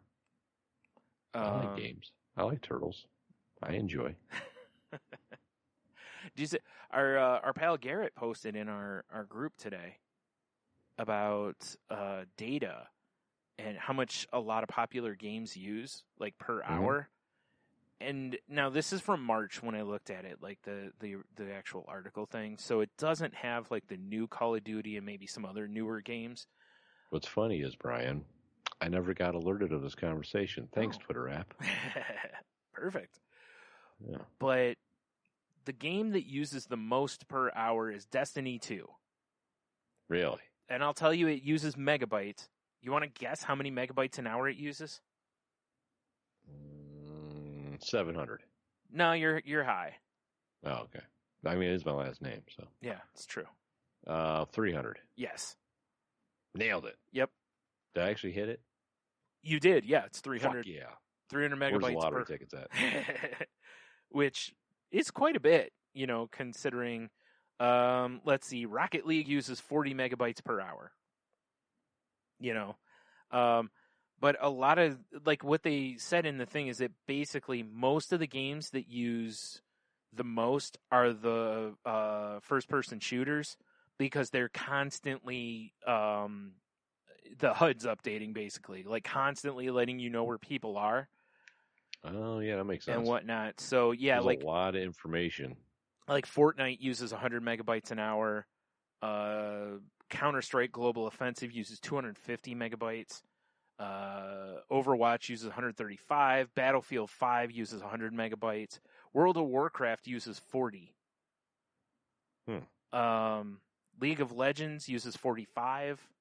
PUBG only uses 40, which is interesting given that PUBG and Fortnite are similar as far as the concept, like they're the battle royale type games. Right. So it's interesting that one uses 100 and the other uses 40, but I just Googled Modern Warfare data per hour. According to the top thing from Google is it uses 80 megs of data per hour. Okay. Now, That's not bad. I was going to guess it was somewhere near there because this does have COD Black Ops 4, which uses 80, and World War II uses 40. And I was Right. like, well, if Black Ops 4 uses 80, then the new one probably uses at least 80. Yeah. Because it's, more intense and whatever. And GTA uses 60. So, but Garrett sent it to me because he was kind of like, like, hey, this is a, it's a good. I'm glad he sent it to me because I have Destiny on my PlayStation. I had to remember which system I put it on. And do you play it though? I was going to, but now that I see that number, I'm like, now it How also much does GTA use? I wonder. 60. Okay. Now it does also say, now when I play GTA, a lot of times I'm just jumping in to do my wheel spin and whatever. So Fair enough. Well, I use the solo session, so it's not going to track all the other players and whatnot. So I assume, maybe not, but I would assume it uses a little bit less than when you're playing in the normal open game. I would assume so as well. But yeah, I was gonna play Destiny, but then, like I said, I was kind of like, maybe not, because it's gonna help me burn through my data, which I'm already do a fine job of doing on my own. Yeah, you do an excellent work, don't you? Yeah. So, but it's really good to know, because like Garrett said, he went really hard on Destiny was this past weekend or a week before or something like that, and was like, if I had a data cap, I probably wouldn't. It does say that the more intense kind of the situation, like if you're playing a game with a lot of players and there's a lot going on, that it's gonna, because it's got to keep on top of all that, so it'll use a lot more data than if you're playing with fewer players and whatnot. So which makes sense, because again, like Overwatch, that makes sense. Because a lot of times in Overwatch, I don't know if you ever played it or not, but you kind of push the objective forward at times, so you're kind of all staying together. You might be split up a little bit, but you're in fairly close proximity because somebody's a shield and someone's a healer and whatnot. Similar to like if you were playing Warcraft or something. You keep your group fairly tight. Right. Because you don't, you want to be able to help take damage if you're a tank or heal or whatever you need to do. So you want to be a good team player. Right. Yeah, I was just gonna say, if you want to play team based anyway, if you just want to be a random asshole, then no. Play Modern Warfare. Yeah, that's you ain't wrong. Mm-hmm. So anyway, I tell you how many times where I'm like, why are we losing? I'm getting kill streaks like crazy. Why? Because no one's playing the objective. Yeah. Yeah, because people are just running around trying to get kills in a game where you barely get rewarded for kills. Yeah. Yeah, exactly. That's exactly what it is. Well, I guess I've got a VTOL and a support helo mowing people down right now. Why aren't we winning? And we're down by 40. Yeah. Yeah. It's because people are just trying to level up their guns is all it is. Yeah, I mean, I get it. I'm the same way sometimes. I mean, I'm like, oh shoot, I just gotta get some more long shot kills to unlock this next thing. Right. Meanwhile, it's on a short map, but you're still sniping, Yep. Been there. You're on shipment and you're sniping. I've never done that. That would be, I've seen people do it. I watched a YouTube video of somebody doing that once. Because they're just doing the old, where you barely pull the gun, just quick scoping. Yeah, and I was like, this is ridiculous. Well, that's how I unlocked the newest sniper rifle, because I figured to get like X amount of quick scope kills in a certain amount of games or whatever. Oh, okay. And it was like shipment. I'm like, whatever. I'll just because in that stupid gunsmith thing they have, you can make your gun. You can customize them as however you want. So I was trying to do the quickest aim down sight. Yeah. With a scope, and I just used a sniper rifle. Was just quick scoping fools. So ridiculous. That's a fun game. I wouldn't know. Well, I've been playing Skyrim again because I was watching Leah play over the weekend. I'm like, God damn it, I miss this game. Yeah. Yeah, it happens, right? It's amazing how a game like that keeps luring you back in, even though it's how old now? I've had it on 2 different systems. Yeah, right. And I've actually never beat it. Well, that's what's funny is I saw somebody. was reading an article about GTA the other day, and they were talking about how they'll probably have some exclusive shit on PS5 and the Series X that'll make you and they'll go and people may this may be the 3rd time they've bought it, and I'm like 3rd, and I was like, oh shit, I've already bought it twice, so actually I could see that. Because you're not going to get a free port of it. I mean, the online's going to be free, but if you want to play the other stuff, depends on what the other stuff is. Yeah, I'd be the Because same like way. I've never beat the story. Yeah, I'm I've pretty never far beat in. any. I've never beat any Grand Theft Auto. Right. Because well, I've talked about this before. I always hit a mission I cannot beat, and then I'm done with it. I'm pretty sure in the newest one, Yeah. it gives you a couple chances, and then it's kind of like, hey, you just want to move on. Yeah, I think so. Yeah. But it's just funny how in the past there's always, and usually it's a flying mission because we all know I'm horrible at flying in games. So, Truth. I mean, I don't know if you remember in, what was it, 3 or 4? I think it was in 3 where I had you come over and was like, hey, I can't beat this mission. Yeah. Can you Can do you this help for me me? fly this plane? Yeah. Because it's like, otherwise I'm done with the game because I can't beat it. And I keep trying and trying. I don't know what it is. I don't know why I cannot get the damn handle of flying in a game. I'm so bad at it. You should go to piloting school. Ask them. That's a good question. Well, they do have a piloting school in Grand Theft Auto. I haven't gone and done that. Maybe I should go That's try hilarious. that. Maybe. 'Cause Never know. maybe You that might would become help like me. a fucking crack pilot or something. Wouldn't that be hilarious if all of a sudden I'm like super good at flying? Yeah, exactly. They're doing barrel rolls under bridges and shit. You're like, what the f- damn, Brian. You're like, where'd this come from? What happened? Yep. Like, I went to school. Yep. You have like a little digital certificate hanging on the wall. Sure. Be cool. Yeah, that's it. You just In pull the up your dread phone. sleep. Pull up your phone, and you're like, here's my Yeah, look, here's degree. my certificate, you motherfuckers. Can't even give me a degree. You gotta give me a certificate. Yeah, sorry. Fucker. It's over. What an asshole. Yep, you know it. You know it, brother. NASA's calling me because they're like, "Yo, we hear you're real good at flying in games." Like, am I? Like, we got some jets for you to come test out. Be like, I'm not a real pilot, right? Like, we give no fucks. Money ain't coming out of our pocket. Yeah. No fucks. I'll give it. Goodness. So for me this week, I finished up second season of Harley Quinn, Oh, nice. which is I can't recommend enough. It's so good.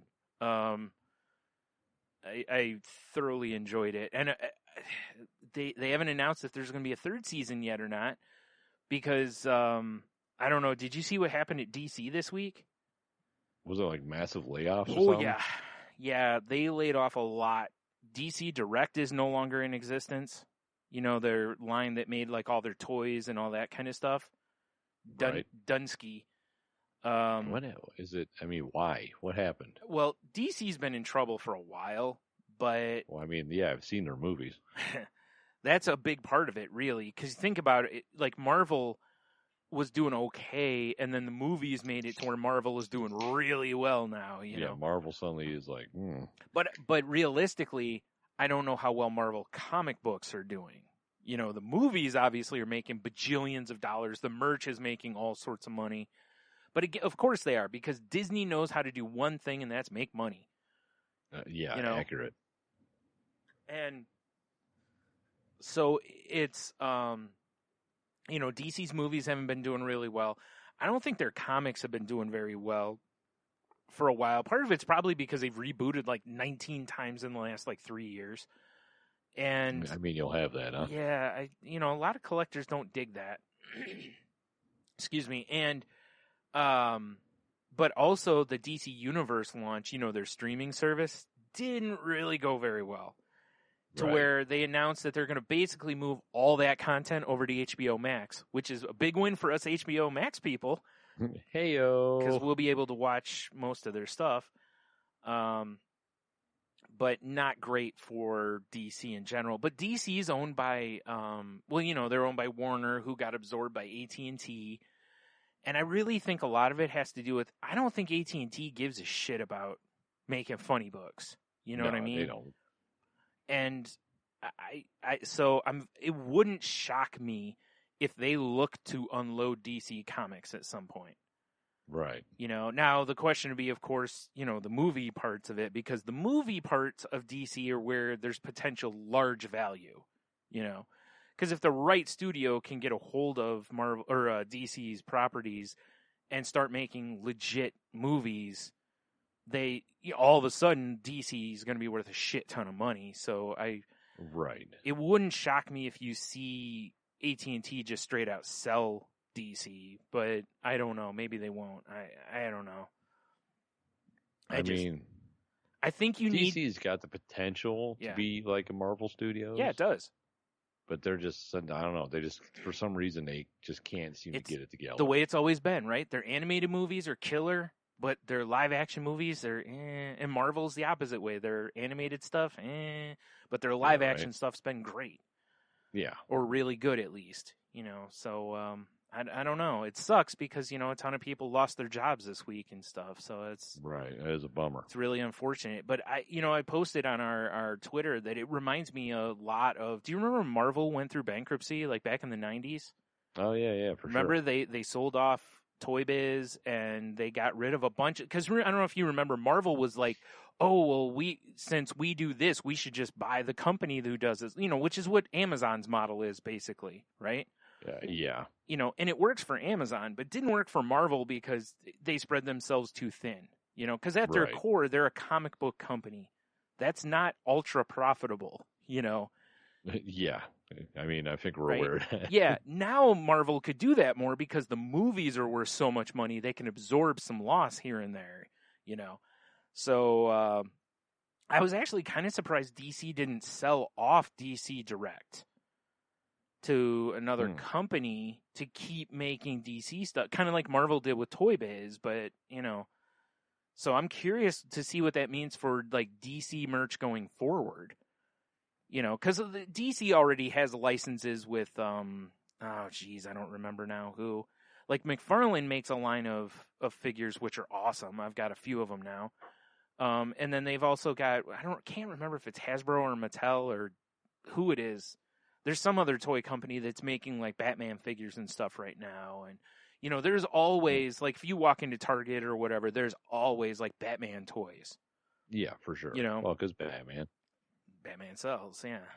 So I don't know. It's sad because, the ultimate fear would be that, DC could, who knows what it means for their comics, even though Jim Lee came out and said that DC absolutely still going to keep publishing books and all this kind of stuff. It's like, yeah, but how many books are going to get axed now? I'm sure quite a bit. All those fringe books. Like, it's probably going to come back to, are you part of the Justice League? No, then you don't get a book anymore. Yeah, exactly. And then we'll go, which is smart. You cut down to your strength and then build out from there. But it's going to suck for a lot of creators. Right. So, yeah. So, I guess, to people out there, if there's a DC book you're really enjoying, make sure you're buying it. Yeah, for sure. Better yet, make sure you're pre-ordering it through your shop. Because, first of all, to try to make sure you get a copy, but also pre-orders help the numbers like that, because the more pre-orders there are, they always overprint. So, it can help the creators of the books and stuff, too. So. And definitely buy from your local shop. Yeah. Don't go to, like, Barnes & Nobles or something. Yeah, please, if possible. I mean, I know some people don't have that option because they're out in the middle of nowhere or something, but if you do have the option, please do that. Yeah, don't get your comics from Jeff Bezos. Dude's got enough money. He's doing fine. Absolutely. There are plenty of shops that will send you books, but yeah. Anyway, that has to do with potentially, like, who knows if Harley Quinn will get a third season or not. The ratings were really good on it, but since it's moving to HBO Max, I don't know. There might be a shakeup of stuff there, so who knows whether it'll get. If it didn't, they wrap it up with a nice kind of bow on it a little bit, so it's. Well, I mean, at least there's that. Yeah, I think they kind of were like, hey, we don't know if we're going to get a third season, so let's go ahead and. Wrap this up just in case. Let's just wrap this. Try to wrap this mug up. Well, the way they wrap it up is a good way. They could go forward, or if that's the end, then that's the end. So it was well done. What was I gonna say here? Oh, I started listening to a new podcast because as always, I need new podcasts. Damn, Brian. Dude, I try media in your life. I have gotten to where I seriously try not to bring in new podcasts, but when I heard the premise for this one, it's right up my damn alley. Like the first episode of this podcast, it's called Wild Wild Tech. Oh, okay. I like the name. Half-hour episodes, roughly. Looks like it comes out a few times a week, which that I'm not a fan of because that's an easy way to get buried, you know. Fair enough. But anyway, the first episode was on, it talked about how years ago in Warcraft, they had a scenario to where this one boss that you fight, one of his powers was that he had this thing called, like, he would hit you with what was called, he cursed your blood, basically. It was called cursed blood, I believe, right? And it basically did, like, bleed damage to you.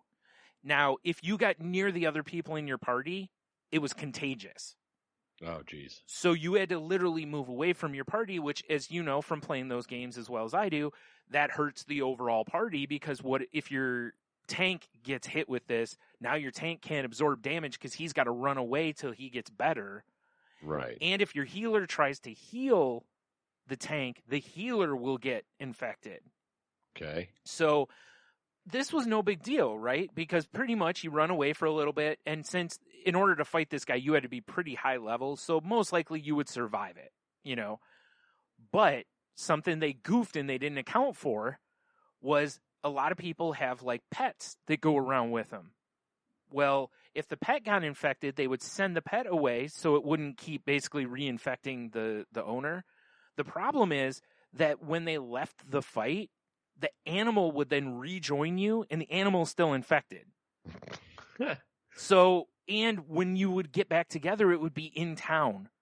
So it would not only infect you, but anyone within a certain radius of you. So all of a sudden, you have boom, boom, boom, and it's massive spread across the town of this cursed blood.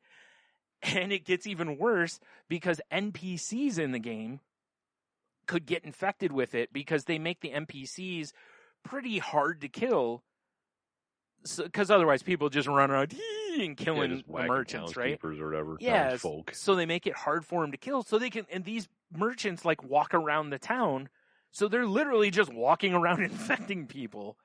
And wow, yeah, that's interesting. So basically, infectious disease experts were studying the way people behaved in the game as kind of a mirror to the way the world would react in the event of an infectious disease. You see where I'm going with this? That's never going to happen, Brian. Exactly.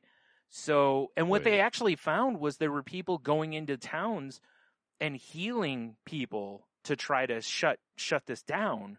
You know, groups of healers were healing people, trying to actually stop it, because like low-level characters they die like right away from this because they aren't strong enough. Right. You know, so that was really interesting because, first of all, I never heard of this. I don't know how I never heard of the thing. I mean, I'm not really, I've never played World of Warcraft. Yeah. There's a reason, because I know I'd get addicted. Exactly, yeah. I played once because my nephew had a free trial thing, and he really wanted me to try it, so I jumped on for like 2 weeks and played. And I'm the same. It's cool, it's fun. But if I dig into that, I'm gonna dig into it, and yeah, exactly, right. No good. I need games where I can leave them at some point. That is I have never heard that either. That is pretty interesting. So anyway, now you've got some experts that are digging this data back up, kind of looking at some things because it's very similar to what's gone on with the coronavirus. Are there players that are like, cursed blood doesn't exist? No, but of course there were assholes willing to, get it and just walk into towns and infect people because, there's always going to be griefers in games. So yeah. But yeah, that was the first episode, and I'm like, when I heard the premise, I'm like, well, I got to listen to this. And then like the next episode was on the healers are just trying to put chips in you, man. No, nothing like that. Shit, what was the next one on? Well, anyway, one of them is on how Rian Johnson, the director, basically said that Apple will not allow directors or anyone to put their products in the hands of bad guys.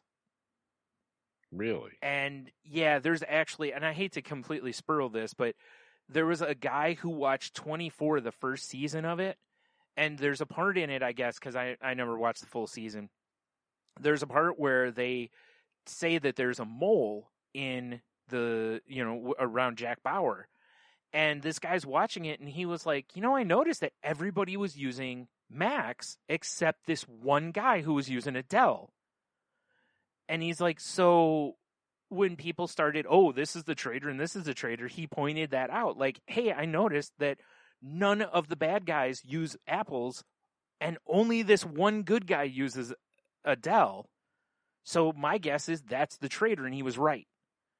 And, that's hilarious. And it was because of Apple's policy that someone who is a definitive villain was not allowed to use their product. Anti-heroes can use their product if Apple has reviewed the script and they are okay with it. Right. Kind of a thing. And I was like, holy shit, because it was like, literally, this could give you tips in movies and stuff. And they actually referenced the movie Knives Out, which I hadn't seen. Unfortunately, it kind of spoils the movie, so I'm not going to get into that. But fair enough. In case anyone listening hasn't seen it, because I've heard the movie's really good, and I still want to watch it. But yeah, so there's only like 4 or 5 episodes so far, but they were all really good.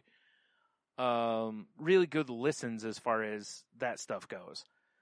Because basically they're just grabbing stuff from pop culture and tech world and exploring. Just kind of looking into, like I said, like that last one with with Apple and how they don't let bad guys use their products. I get it, but I've never heard that before. Yeah. It makes me wonder what other sort of weird agreements companies have. Yeah, that's what I thought too, because it's like, well, I always assumed that people, that these companies, they've guy's a product designer on there, and he mentions how Budweiser is like, you can use our beer in your movie, showing people drinking, having a good time responsibly, but no one can basically, you can't like have someone like smash someone in the face with a Budweiser, or you can't have them be like getting behind the wheel of a car while holding a Budweiser. Yeah, or run over a family of 4. Exactly. Like there's a limit to where you're allowed to, and I was like, oh, that's interesting. I'd love to hear more of those, because I bet there's some really good stories in some of those. Oh, I'm sure. Yeah. Like, well, why can't you, some of them make sense. I understand it. Like, I wouldn't want my product associated with, like you said, running over a family of 4 drunkenly, Yeah. Even if, it could be part of that. Yeah, that is interesting. But if you just want to show some people having a good time responsibly drinking some beers, absolutely, our beer's for you. The guy even said there was some movie he was doing where he just needed a few bottles of booze. So he contacted this distributor and was like, hey, we'd like to use these types of booze. And the distributor sent him like a pallet of booze.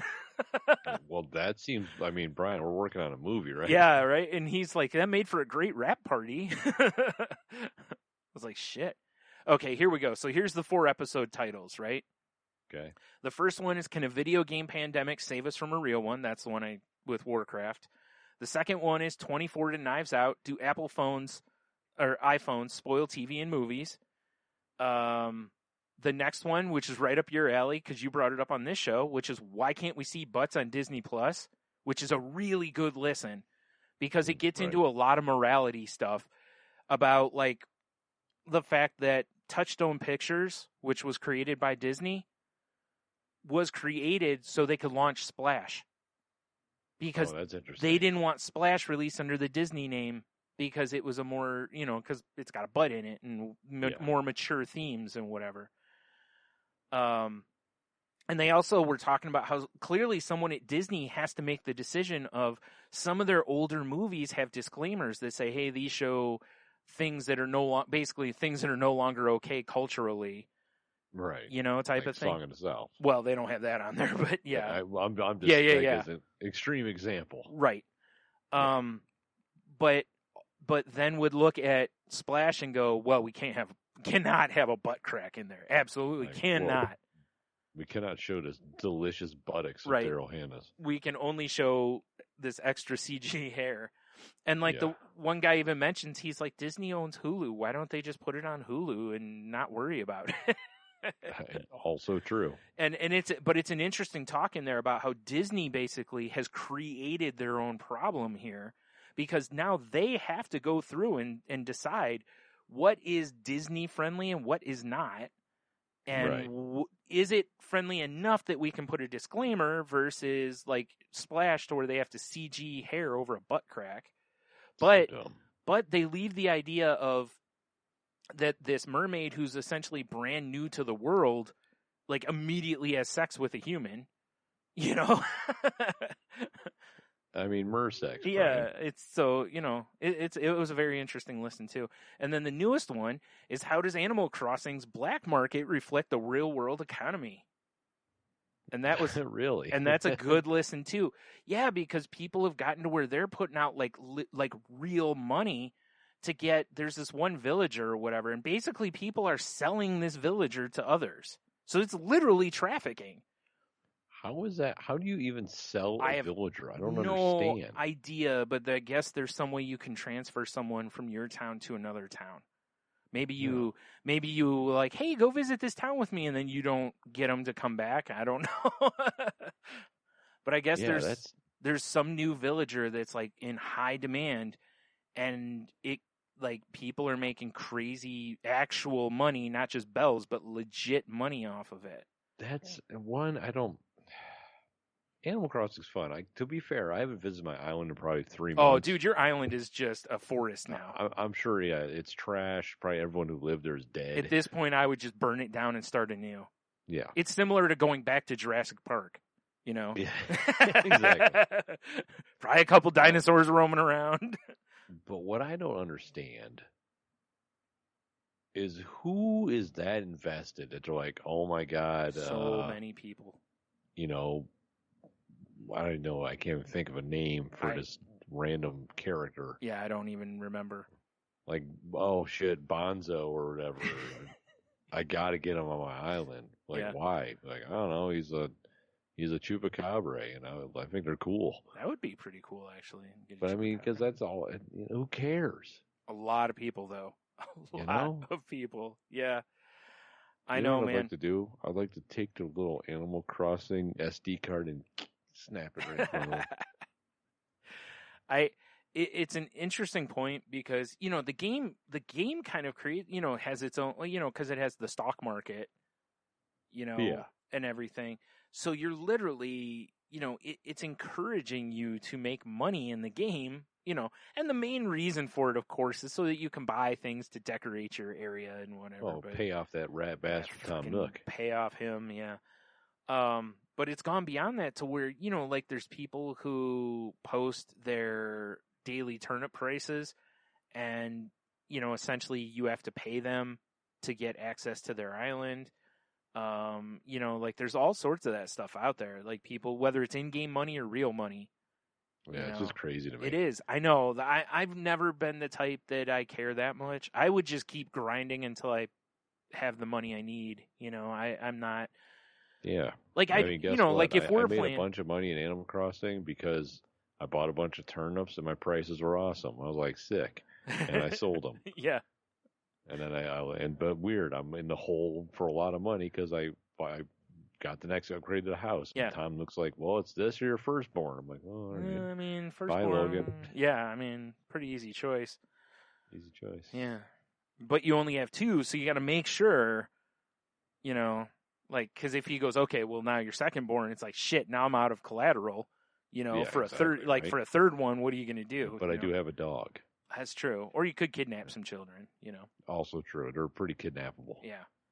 But anyway, I really digging that podcast, though. Quickly became one that I listened to that first one and I immediately listened to the rest of them because that sounds pretty interesting. that's why I said that kind of news is right up my alley. So I was like, this is a fresh take on kind of this world that I really was digging. Because I always wonder little stuff like that. Like you hear about something and then you have these like weird, the thoughts that are just kind of in the back of your head about. Yeah, like I said, like products. What other products have this thing? Yeah. Should I throw this old lady down the stairs? Right. Well, I don't really have much of a conflict there. Oh, by the way, I got to tell you, There's a, because of from the Toy Fair Theater of the Thing dumping Professor X out of his wheelchair Naturally. from years ago. That Classic. There's a Harley Quinn moment that's right there, man. So, Oh, yep. Well, I definitely need to watch You that. do. I think you're really going to enjoy it. The storytelling gets better in the second season. It's kind of funny how the first few episodes of both seasons, I think, are a little more like, ha, goofy caper or whatever. And then they really tighten it up toward the end because they have an end goal in each season for the story. So Right. they really start tightening it up because they have a story to finish. You can't just ha it around. You got to, I mean, you could. get a move on at some point. Right. But dude, they touch in the second season. They touch on what was it called? Was it Cataclysm? I think in Batman, the one where there was that massive earthquake that hit Gotham. Oh, yeah. Then they did No Man's Land after that, to where the government, like the U.S. government, cut off Gotham because it was such a shithole that they just cut them off. So that Right. they deal with that. And different, it's like they just kind of touch on this stuff a little bit, which was it was pretty interesting. Like I said, the storytelling's really good in the show, and it brings like adult level ha-has, and over the top violence. So I mean, what's not to like? I mean, these all sound amazing. Yeah, right. I'm saying, like I said, I think you're gonna dig it. Yeah, I need to definitely check it out. Word. Check it out. Yeah. Check it out. Yep. So, because I completely forgot. Also, this week, the episode I was on of Moving the Needle dropped, Oh shit, son. where we talked about basketball versus dodgeball.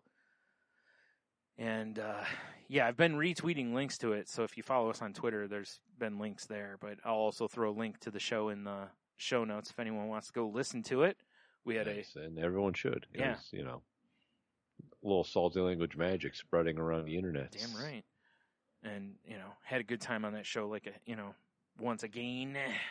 So definitely go check them out. Also, Crazy Life co-host Heno is on that show. Well, he's one of the hosts of the show. So Right. good times for all involved. We sausage fested it up, talked talked about 2 movies that, we enjoyed and everything. So, yeah, good fun. Good fun. I don't know about clean, but it was good fun.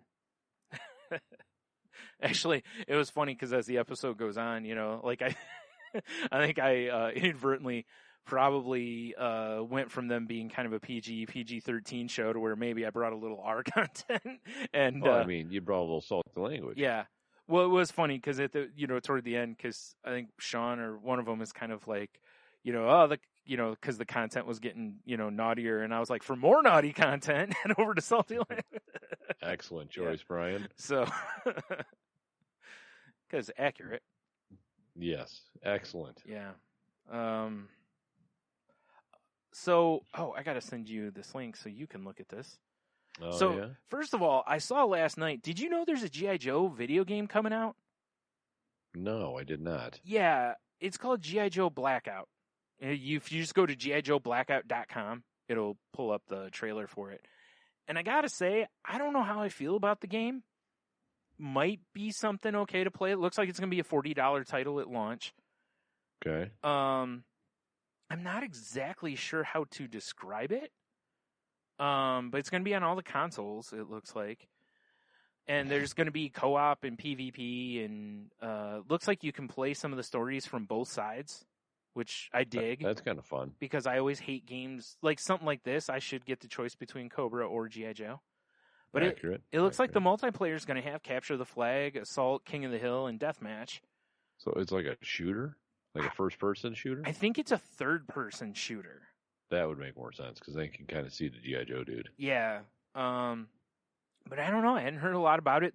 And honestly, the trailer for it doesn't give me as much as I would like. So I don't know. It's one of those things I'll keep an eye out on it, like when it comes out, because I'm always looking for games that might be especially fun for, like, us to dig into. Now, here's a G.I. Joe game that I think should be a thing. Mm-hmm. like a real-time strategy like Command and Conquer. Yeah, that I could totally get behind that. With all the vehicles and shit, and you could have special characters be the actual like G.I. Joe dudes or Yeah. the Cobra guys, and Yeah, totally. I'd be down for that. Yeah. yeah, right. Just 'Cause don't know I why think- that's not a thing. I think the goal, the way they're approaching this game, I think it is similar to like Battlefront. Right. You know how like when when you can play the objective based games and each person gets like randomly assigned as one of the characters.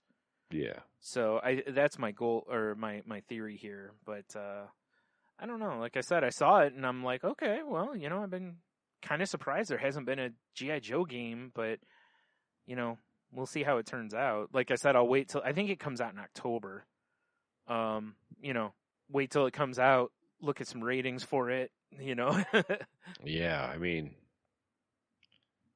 obviously for nostalgia reasons, I'm interested. Yeah, You know. exactly. Yeah. Mm-hmm.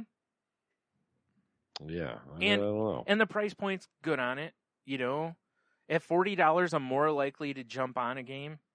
$60, I'm like, I'll either wait or it better be really good. Right. Yeah. Fair enough. Otherwise it's like, I'll wait a few months. And honestly, with this coming out in October, it might be cheap. Even, there might be some discounts at Christmas, especially if it's not like super great. Yeah. But Yeah. I don't know. because when I first saw the trailer for it, I'm like, honestly, the graphics are not as good as they could be. But Right. I was like, I honestly thought it was going to be a mobile game. Like Oh yeah. it looked a lot like it would be a mobile game, but then at the end of the trailer, it shows, Switch, PS4, and Xbox. So I was like, oh, all right. Like, okay, well, I guess I'll pay attention to it now. Interesting. Yeah. So we'll. Well, I mean, let's talk about something else. What the fuck is going on up I there? don't know. Good Something else question. you and I both enjoy, All right. Ryan. Avatar. Oh, I thought you were going to say busty women. Damn it. All right. I mean, well, that's true, but no. Did you see the creators of Avatar are walking away Yes. from the live-action Netflix adaptation? Yeah, I actually meant to have that in my notes and I missed it, so I'm glad you did.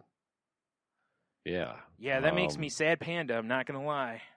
Yeah, like I'm still probably going to check it out. Yeah, right. But I'm definitely not as excited about it as I used to be.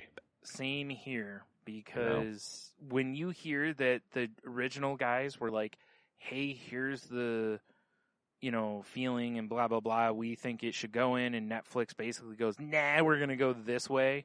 It's like, I mean, it's kind of like, they created the original, and it did really, really well. Like, I feel like maybe you should just trust them. Right. But I guess not. But I guess not. I'd love to know what they actually, because we'll never probably know the exact things they didn't agree on. I would love to know what the exact things are, though, like what story points or directions or whatever it is. Hopefully, what was bad enough that they're like, we're out? Yeah. Well, I noticed something that did you notice in their statements? They kept making comments about how they wanted it to be a culturally appropriate cast. So, oh no, I didn't see that. Because the movie was so whitewashed, Yeah. that they were like, yeah, we don't want that again. We want it to be casted appropriately because of the cultures that are actually used essentially in the movie or the Show. series, Yeah. So I wonder if that has to do with it, is maybe Netflix and Nickelodeon weren't as willing to be as woke as the creators wanted them to be. Yeah, excuse me. Yeah, I mean that very well could be. Man, because seriously though, it's like if that's the case, it's like I can you imagine if that's the hill that Netflix and it would be willing to die on? I wouldn't think they would, right? because Like I'd like to feel they're smarter than that. Yeah, well, plus, like, would you let the creators walk away over something that's not a big deal? Really, like, it's super easy to cast people that are appropriate for the roles. Yeah. Like, I don't Yeah, know. I don't really understand. I'll be Yeah. honest. That's why I said I'm very curious. And I will say this too: kudos to the guys, the original creators, for not just straight out coming out and just dumping all over the project. Right. You know, because they were still like, hey, they still might make a show that everybody enjoys, and we hope they do, kind of a thing. You know, Just what they're doing is not what we're doing. Yeah. I was like, okay, well, there you go, right? That's the problem when you sell the rights to somebody else, you know. Yeah, for sure, right? Is they control it. So we'll see. Like you said, I'm still down to check it out, but yeah, it doesn't make you hopeful. No, it's. Yeah, it kind of took the wind out of my sails about even really paying attention to it. Dude, because one of the biggest things about it was when they first announced it and they were like, hey, the original creators are part of this. Yeah, and everyone's like, oh my God. Yeah, because I remember that was before like I had ever seen any of it, but I knew people all over the internets were like, oh, hot damn, you know, they actually, because people were so mad at the movie. Right. That was a big thing for selling this, I think, to people. So I'm very curious how they're going to make up for that. Yeah, the movie, which I'm gonna have to sit down and watch again because it's terrible. Do you know? Yeah. Just to remember how terrible it is, because I remember when that movie came out, I was excited because Avatar was cool. Yeah. You know. Yeah. Now I can, like, I still haven't seen the movie, but I can understand why people were so upset because you get so attached to those characters through the journey of the show. Oh, so, for sure. And speaking of, for anyone who doesn't know, Legend of Korra is now in Netflix again. So yes, I got 4 seasons of that to start up. How convenient! I just finished Harley Quinn. There you go. There you go. I'm actually not sure. I may not dig into that right away because I know me well enough to know I'm going to want to go through all 4 seasons. Like I'm not going to want to watch a season, do something else, you know. So can I talk about something else that's upsetting of Hollywood? Yes. That I just saw today. They're remaking, Brian. Planes, Trains, and Automobiles. Oh, what? Oh, God. With Will Smith and Kevin Hart. Okay. I mean, talent-wise, whatever, but, you know. This is the conversation, actually, I had over dinner. Was like, yeah, the talent's there, they're great actors, but some things should just be left alone. Yeah. Such as Planes, Trains, and Automobiles. Right. I just sent you a link to something we're going to talk about in a minute. All right. Wow. Yeah, You know, I guess it's like anything else, though. You know, it's like, it's not really aimed at us, you know, because we're diehards for the old one, but I mean, I'm not going to lie, you know, if I see some stuff and it looks all right, I'd still maybe watch it, but I don't know, I love that movie so much.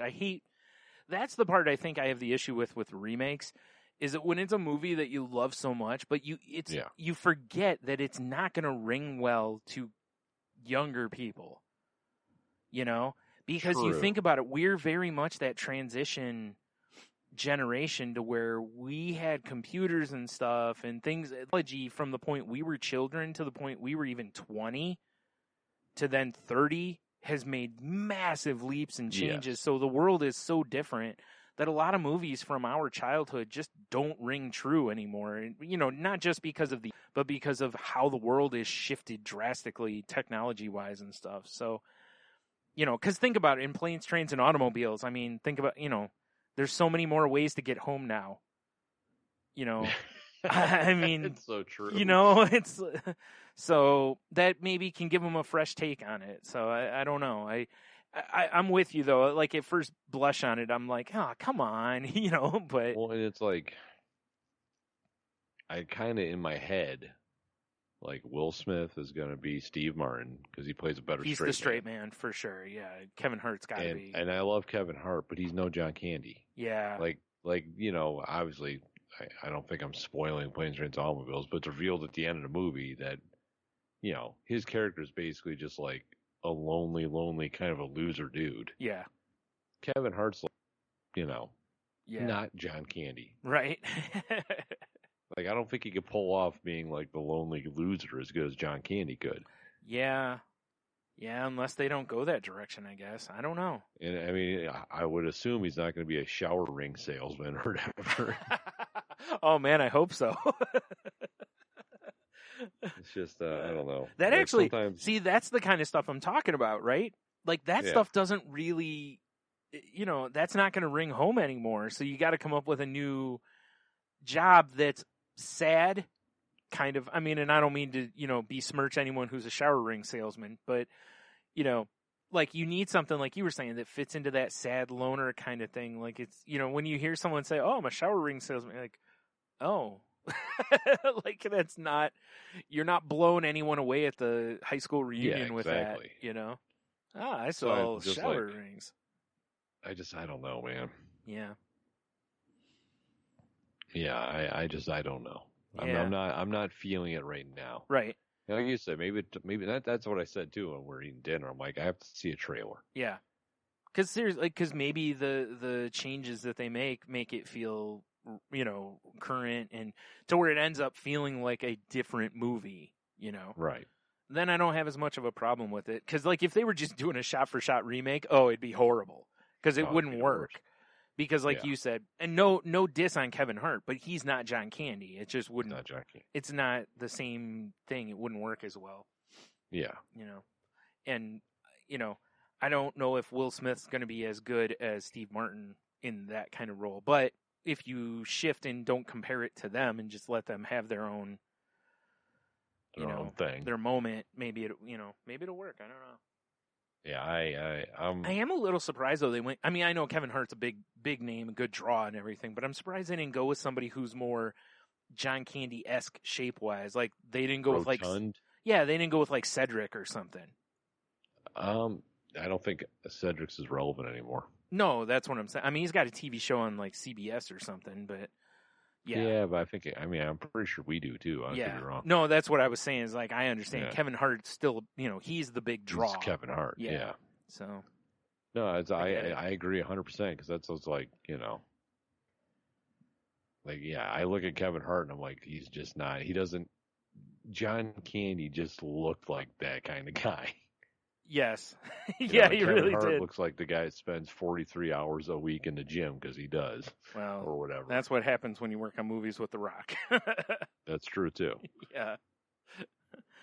I mean, how could you not get into a workout routine when The Rock literally like ships a gym around with him everywhere he works? So true. Yeah, I don't know. I'm just like, it's one of those things where it is. I very much feel with just let it go, let it be. Yeah. Come up with a new idea. Nah.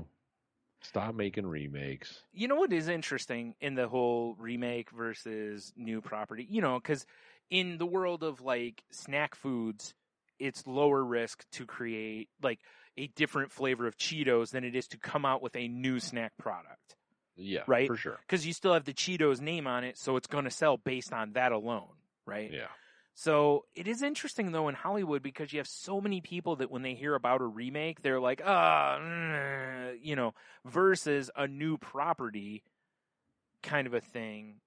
It's interesting to me. I wonder what the rate is on that as far as, people being really excited versus like us to where we're like, we'll see. And then oh God, this is horrible. And I don't mean the internet questions. I mean like how people legitimately feel. Right. I do wonder how well the idea of remakes, because you notice a lot of the remakes don't blow the box office away either. No, they pretty much kind of stink the bed up usually. Yeah, because look at The Honeymooners. Which actually, that might be the reason Cedric wasn't approached, because I believe Cedric was cast in that. So maybe they don't want to. Yeah, maybe they didn't want to put him in, another remake that might not do well. Not because of him, but just just I think. I mean, I know what you're saying, like younger generation and all that jazz. Or even, but it's like there's so much nostalgia attached to some of these things. Like look at Ghostbusters. Yeah, that didn't do so hot. Yeah. Well, yeah. Ghostbusters was fighting a different fight though too at the same time, but true. But it's just the first thing that popped in my head. But I know the internet went AWOL when rumors started floating around them remaking like Princess Bride. Oh yeah, because there was that group of celebs that did that short, self-made video thing. Yeah, exactly. And I mean, I'm not going to lie. I don't ever want a remake of The Princess Bride. I want it left No. completely alone. Yeah, just let it be. Because I just feel like I just don't. It's a perfect movie. Let it be. Yeah, I just don't need it. Like I said, when we talked about it before, it's like I have some casting ideas that I think work really well for it, but aside from that, no. Let's just I'm good with not redoing it. Right. Unless you got the original cast to redo the movie, then I'd be okay with it. I mean, I know Andre's dead, so you'd get like Big Show to fill in for Andre. Yeah, fair enough. Because I think Big Show would do a fine job because he's big, he's goofy, he's fun. You know. I'm sure he could do the voice. Yeah, well, his voice is kind of because he's gigantic anyway. But anyway, yeah, he'd come up with something, I'm sure. Yeah, he'd figure it out. Yeah, but still, I'm good. Yeah, exactly. That's exactly how I feel. I'm good. That's one of those few movies. A lot of movies, I'm like, I get it, but it's like you don't like if you remake that movie, you're not going to really be updating it because you don't need to because it's a fantasy movie. You know? Right. So it's like, what are you really bringing to the table? At least with the other movies, like Planes, Trains, Automobiles, right? You can bring new problems that exist in today's world that didn't exist in the 80s or 90s. I don't remember when that movie was made, but I think it was the 80s. Yeah. Yeah, John Hughes. Okay, in I his thought prime. so. Right. You know what I mean? So it's like, so that at least I can understand, but it's like Princess Bride, you don't need to do anything. You'd literally be remaking the movie. And it just doesn't need it. It's still good. It still holds up. I've watched it I don't know how many times, and it doesn't feel like super dated other than it's not in 4K, basically. You know? Right. Yeah. Probably some of the references. Maybe? I don't even know that there's any like outside world references really made. I think it's all within the movie.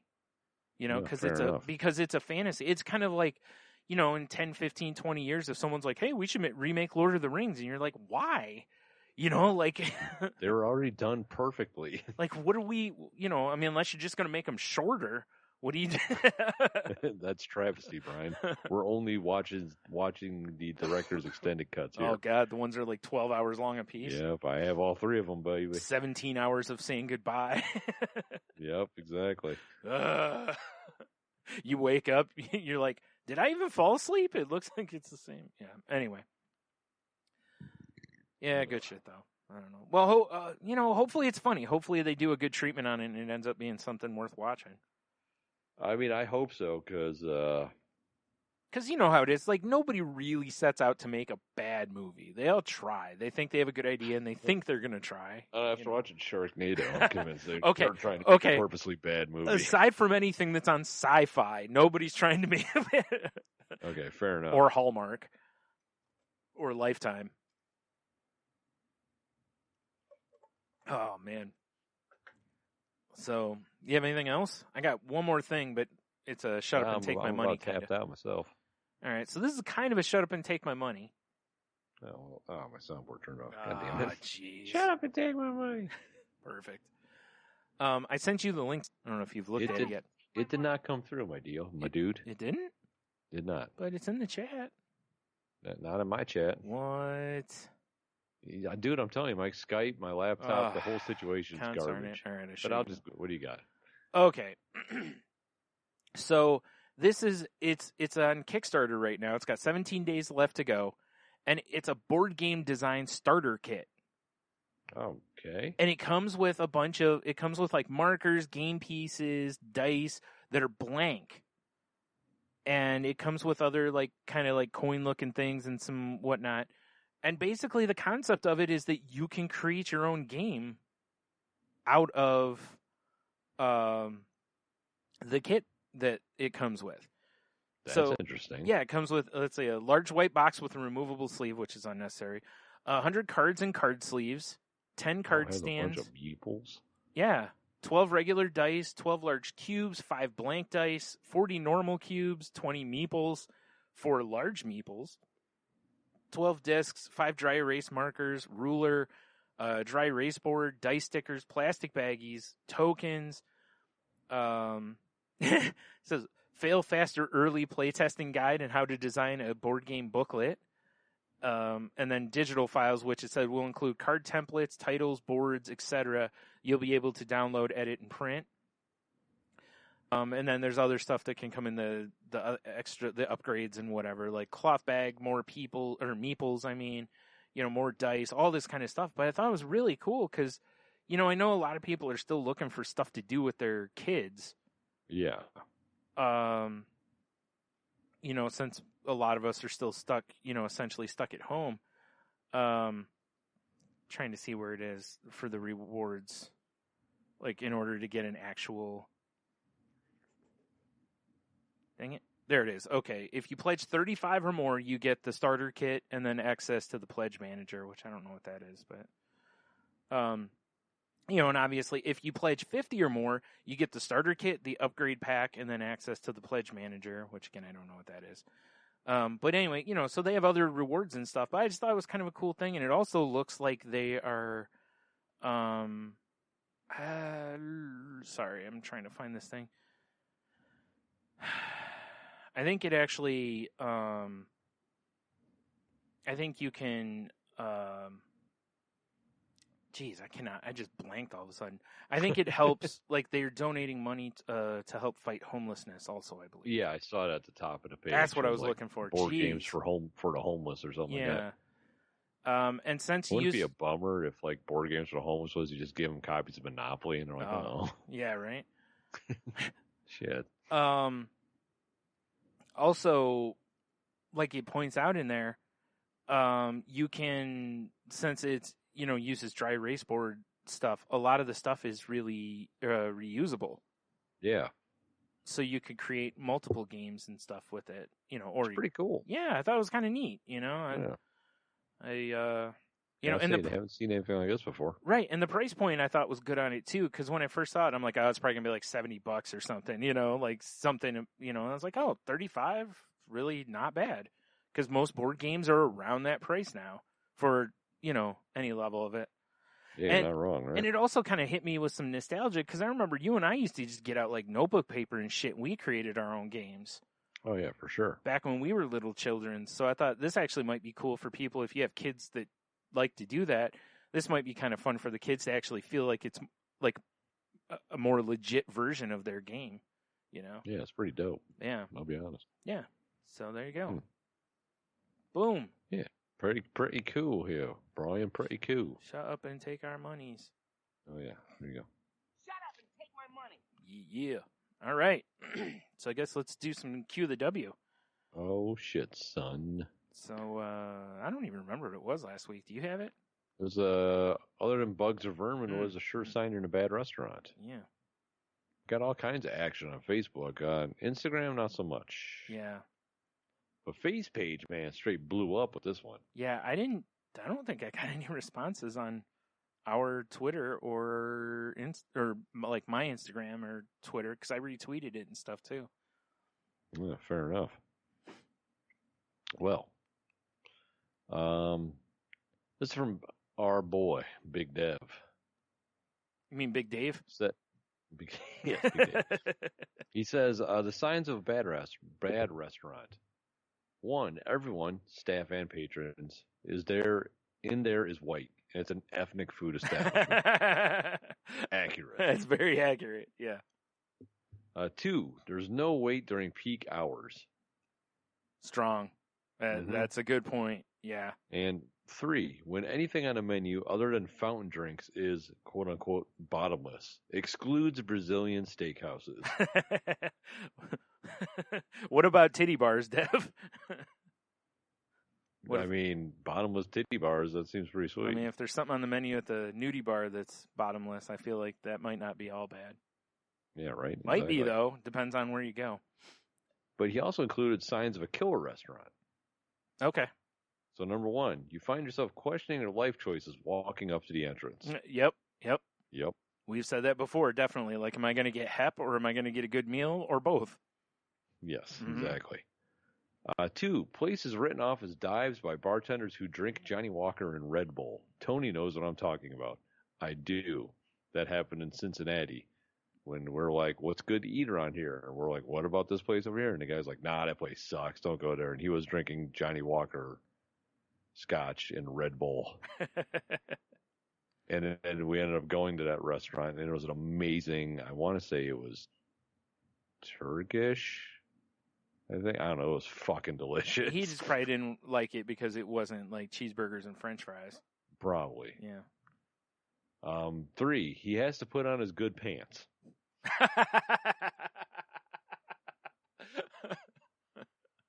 All right, fair enough. And 4, they have their own larder to dry age meats and a butcher on site. Yeah, because you would hope that shitty restaurants wouldn't go through all that trouble. Yeah, right. All right, so we also have an answer from your brother, Dave. Yeah. Says, anything unclean. If they don't clean what you see, what is going on with what you don't see? Yeah, I think I kind of mentioned that last week. I was like, kind of, the obvious ones being like, if you go in and all the glasses and silverware are filthy, it's like, eh.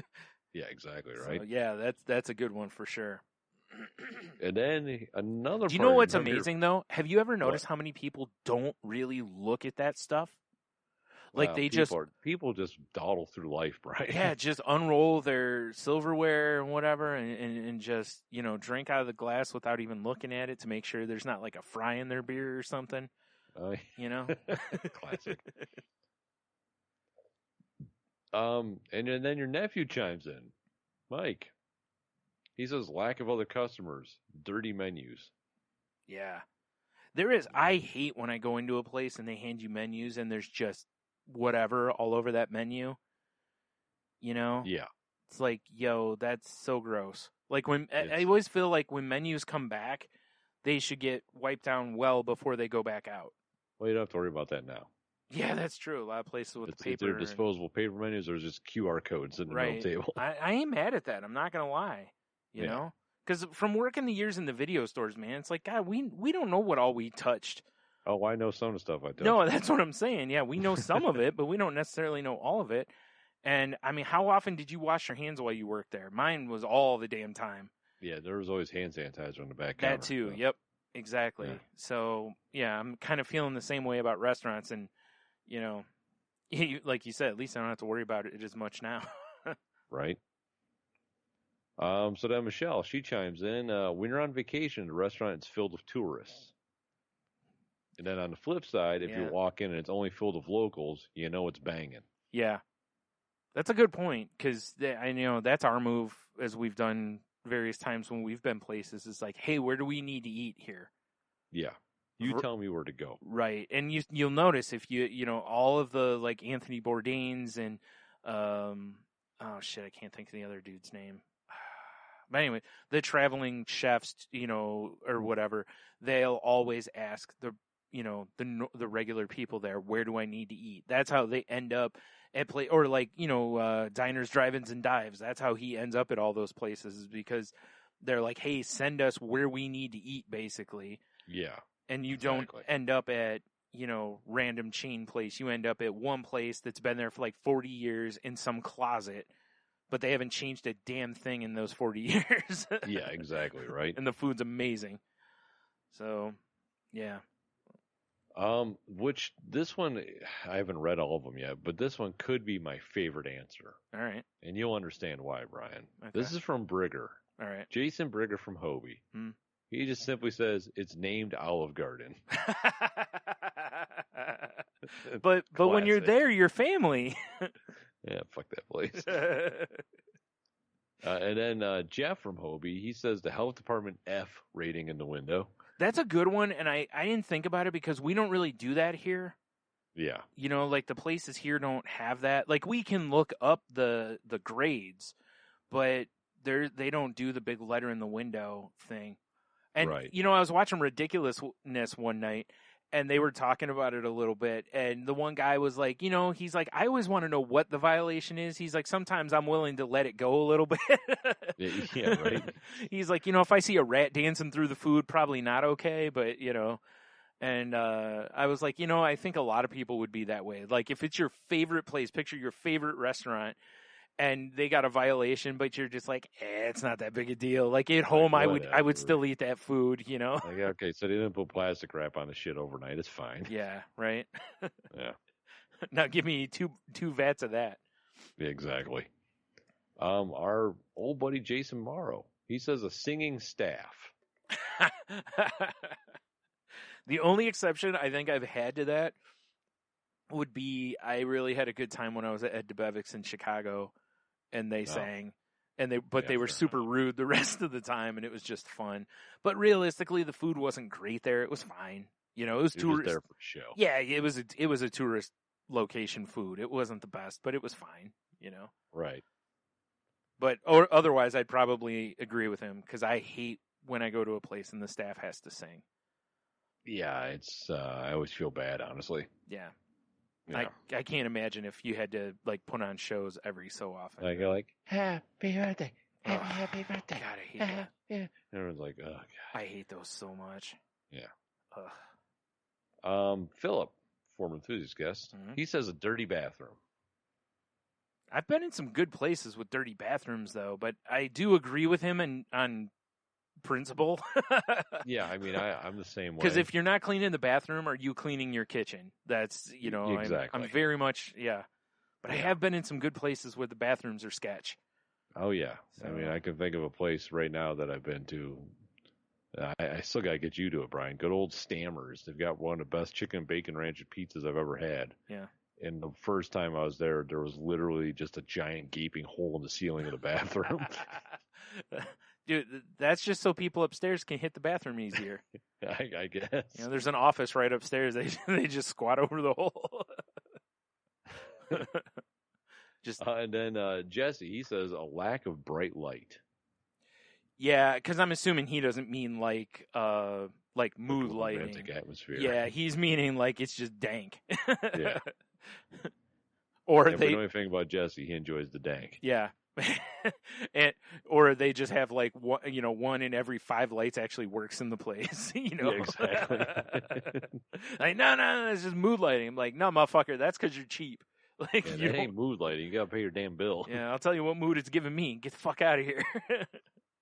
But that was quite a lot of answers. Some we good had. answers though. Yeah. Yeah, good ones. Thank you, everybody, on the face page. Said I got Mm, nothing on Instagram, so all right. Well, I have a response from Cheeto Bandito, but I didn't see anything on Twitter though from anybody. So if somebody did throw something up there, I apologize. yeah, fair enough. Because I don't see it. Okay. So, sign of a bad restaurant this is from Cheeto Bandito. He said he's going to go with signs, which, you know, got to hobie it up, I guess. Yes. He says dirty entranceway and floors, which is a good one, you know. Mm-hmm. The smells of the place isn't fresh. Example, smells like last week's food and not what's cooking currently. That's a really good answer. Yeah, that is a good answer. Yeah, decorations that look like they came from Etsy and Target. The sign out front says, "Sorry, we're open." That's a good one. He said, sign of a good restaurant. Said it's all hit and miss. One person's good as another person's garbage, which very accurate. He says, I typically migrate to the privately owned places where there's typically a family member working or the staff has been there forever. I generally find those are good places. Maybe it's a little dingy or the equipment isn't sparkling, but I find the whole experience, especially the food, is better than any chain, which Oh yeah. that's right. Amen. Yeah, I was going to say that's right in our wheelhouse too. That's how we Fuck are yeah. too. That's why I should get that tattooed across my stomach. that's a lot.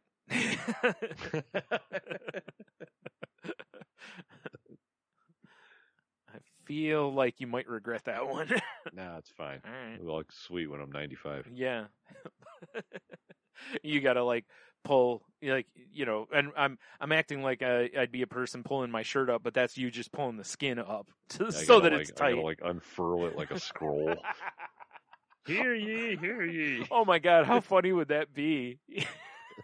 You just picture an old timey movie, you know, like a wizards and all that bullshit movie, and the guy, you know, like blah blah blah, like let me check the scrolls, and he lifts his robe up and just unfurls his own skin. Tattoos. Oh man, It's like Hell yeah. Memento, but it's a spell book. Yeah. Oh Actually, man. that's kind of a cool idea for D&D. I was just gonna say. Actually, I think Have all that's the kind of spells good. tattooed on him. Yeah. Oh, there you go. Yeah, it'd be one of those like you have all the spells you can ever use tattooed on you. Once you use them, the tattoo disappears. Oh, but then how do you get more spells? You don't. That's the point. Oh. Your power is Oh. finite.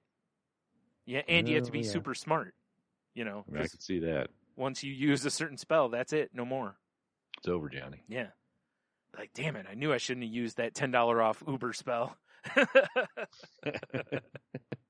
Like, you're confusing spells with coupons. Oh my god, that would be great if some of them were coupons. Yeah. Like, I know I got one runner somewhere. Check Or- my ass. Or better yet, yeah, the person thinks that they're a wizard, but that is they just have coupon codes all over them. Yeah, right. Like, damn it, how are we going to get there? Wait, I have a spell for this. And, you know, like you said, and then it's like, I think you're confusing spells with coupons. Like, no, I swear. Do you want to walk or not?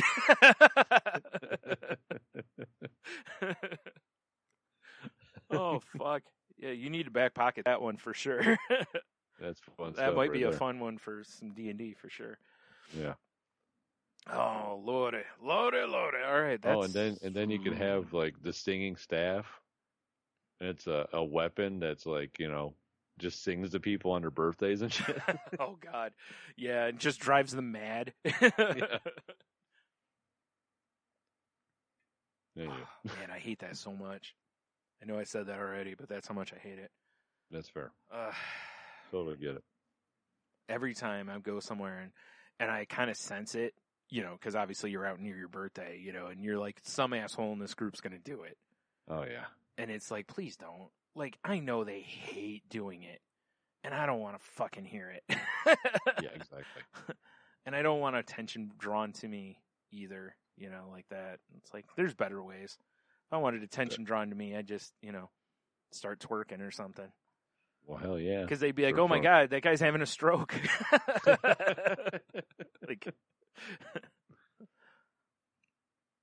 oh man. All right. Well, let's look at Q of the W for this week, I guess. Since I forgot to pull the page up. How dare you, sir? Whoopsies. I'm doing How it. dare you? It's, well, I guess, I think it's going to be number 1 through 20. Let's go 10. We'll go right in the middle there. All right. Well, either way, we'll do 10 because there's definitely a number 10. Oh, this actually kind of, I think, fits in our restaurant theme a little bit here, which is, what was something you thought was very fancy as a kid, but turned out not to be? Oh, jeez. I'm gonna go probably like when people would make those Jello molds with the fruit floating in it and shit. I thought that was like magic. And I always wanted some. Yeah.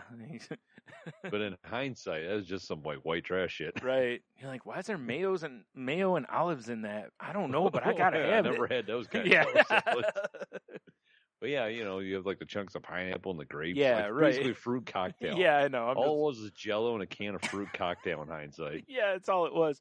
But still, you're just like, how the fuck is this suspended in there, yo? Yeah, I always remember that. It was like at family gatherings and shit. There's always that, and I was always like, yeah, that is the shit right, Right? there. And you like poke it with like a toothpick or something, just jiggling, you know? Try to find that one chunk that's got the cherry in it, you know. Yeah, right. Because that fruit cocktail they use is the canned fruit cocktail. So Oh yeah, it There's always only- had like cherry. maybe a full cherry. Yeah, Yeah, so I'm gonna have to go with that. I think that's a strong weird answer. ass Jello salad. Like I said, in hindsight, it's just pure white trash.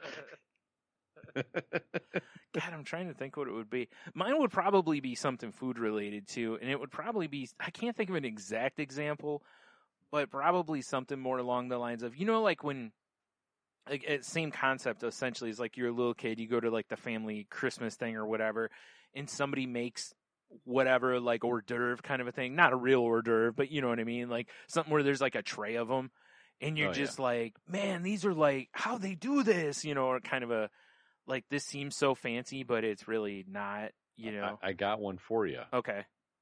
You know those little spiral sandwiches? Yes! That's a perfect example.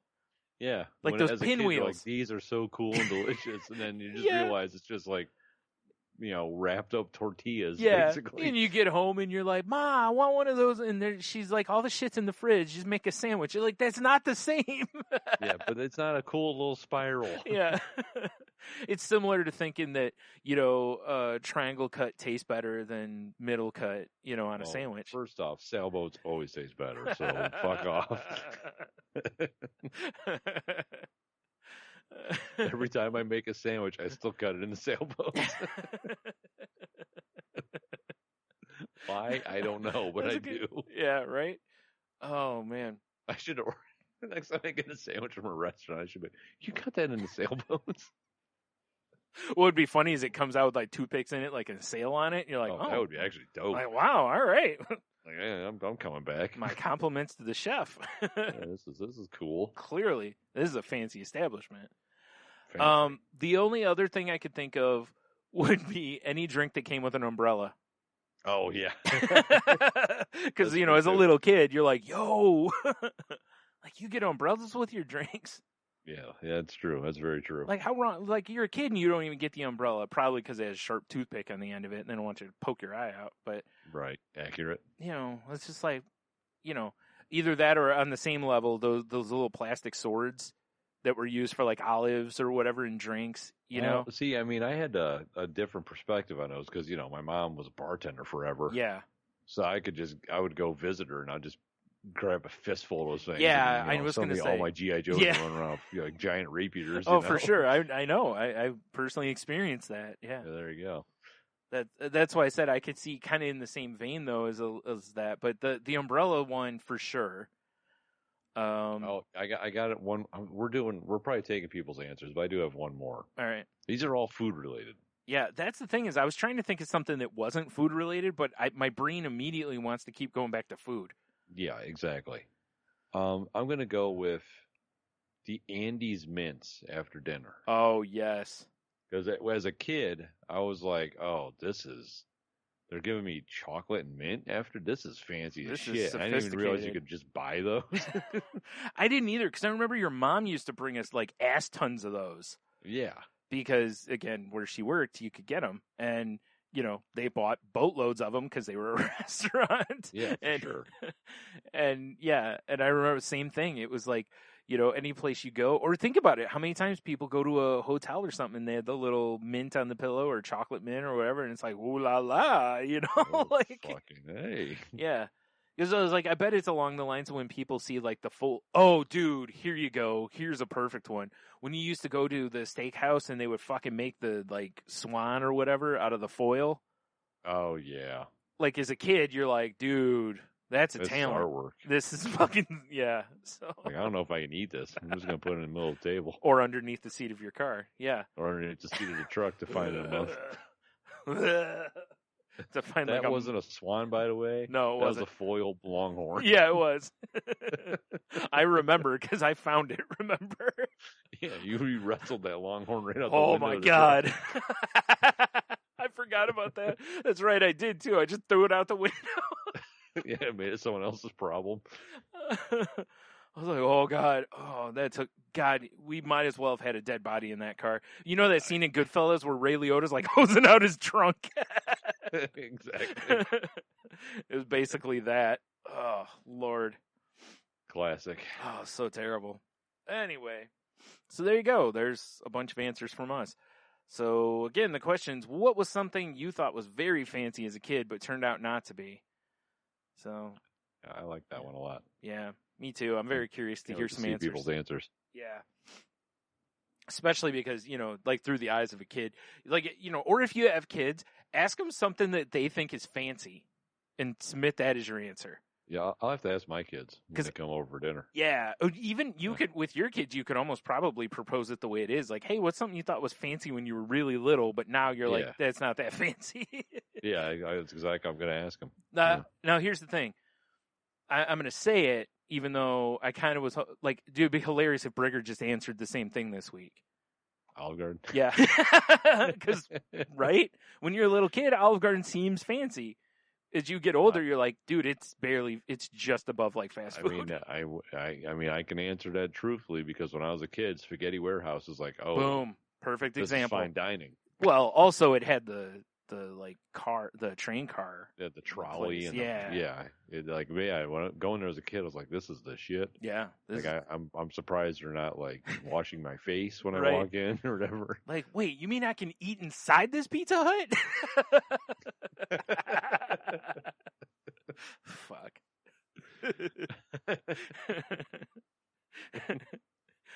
Yo, how cool did you think it was when you were a kid and you got those personal pizzas from like Book It and it was in like a box and they were like, yo, here's your pizza. Yeah, this is your pizza. Right? You were like, fuck yeah, it's my pizza. I earned that shit. Like, I don't need you guys anymore. You're like tugging at your suit coat because, you got dressed up to go out for a fancy dinner. Well, hell yeah. So, oh man. All right. So there you go. I believe that's a program. That is a program. I think we were a little, oh man, yeah, we were long this week. So, whoopsies. All right. Well, head over to saltylanguage.com, click the links, find all our social medias, blah, blah, blah. You know the drill. Check out the network that we're part of. Danger! Watch your back! Danger! I completely blanked. Tangent Bound? Tangent Bound. Holy shit, I completely blanked. I got so caught up in the danger part. Fuck. Tangent Bound Network, which can be found at tangentboundnetwork.com. So please go have a look there and listen to some other shows on the network. Yeah, go off on a different tangent. Damn it, Tony. Damn it, Tony. Oh, boy. All right, if you want to reach out to us, you can find us on Twitter at salty_language. You can find me at Stunami. You can find me at Monotony or The Monotony on Instagram. Check out my reels. And we're Salty Language on Instagram, Salty Language Pod on the YouTubes. You still been doing all the reels this week? I've been slowing down a little bit. Dude, it's only been like a week. I know. Well, you run out of ideas. Although I have a great idea for one. Right. And, basically just making fun of one of my coworkers. Oh, that's fair. So I've been writing it in my head. Oh, So. okay. All right. Yeah. Fair enough. That'll be debuting soon. All right. Love it. Yeah. What's the most fun about me for making reels is finding the music to use. Yeah. Yeah. That's the most fun I have. Right. That makes sense. Because I'm like today I did one for grilling, and I'm like, And I found a whole album of grilling related cover songs for rock. Oh God. I know, right? Yeah. Yeah. Yeah, like, someone covered, Rage Against the Machine Killing in the Name of was grilling in the name of. Of course it was, yeah. Yeah. Oh, Dun it, dun. Some of you get kielbasa. Dun it, dun. what? I'm like, I might have to listen to this just to see how terrible it is. Yeah, it sounds pretty But bad. it's not the song I picked. All right, fair enough. All right, well, there you go. I guess I should say, until next week, have a beer, you'll be fine. Stay salty, ladies and gentlemen. Keep turning them wrenches. Oh, sensual. Very. Wish I had some sexy music to play. Yeah, I got nothing. Insert sax noise here. Oh, good for you! Sax noise or sex noise? Yes.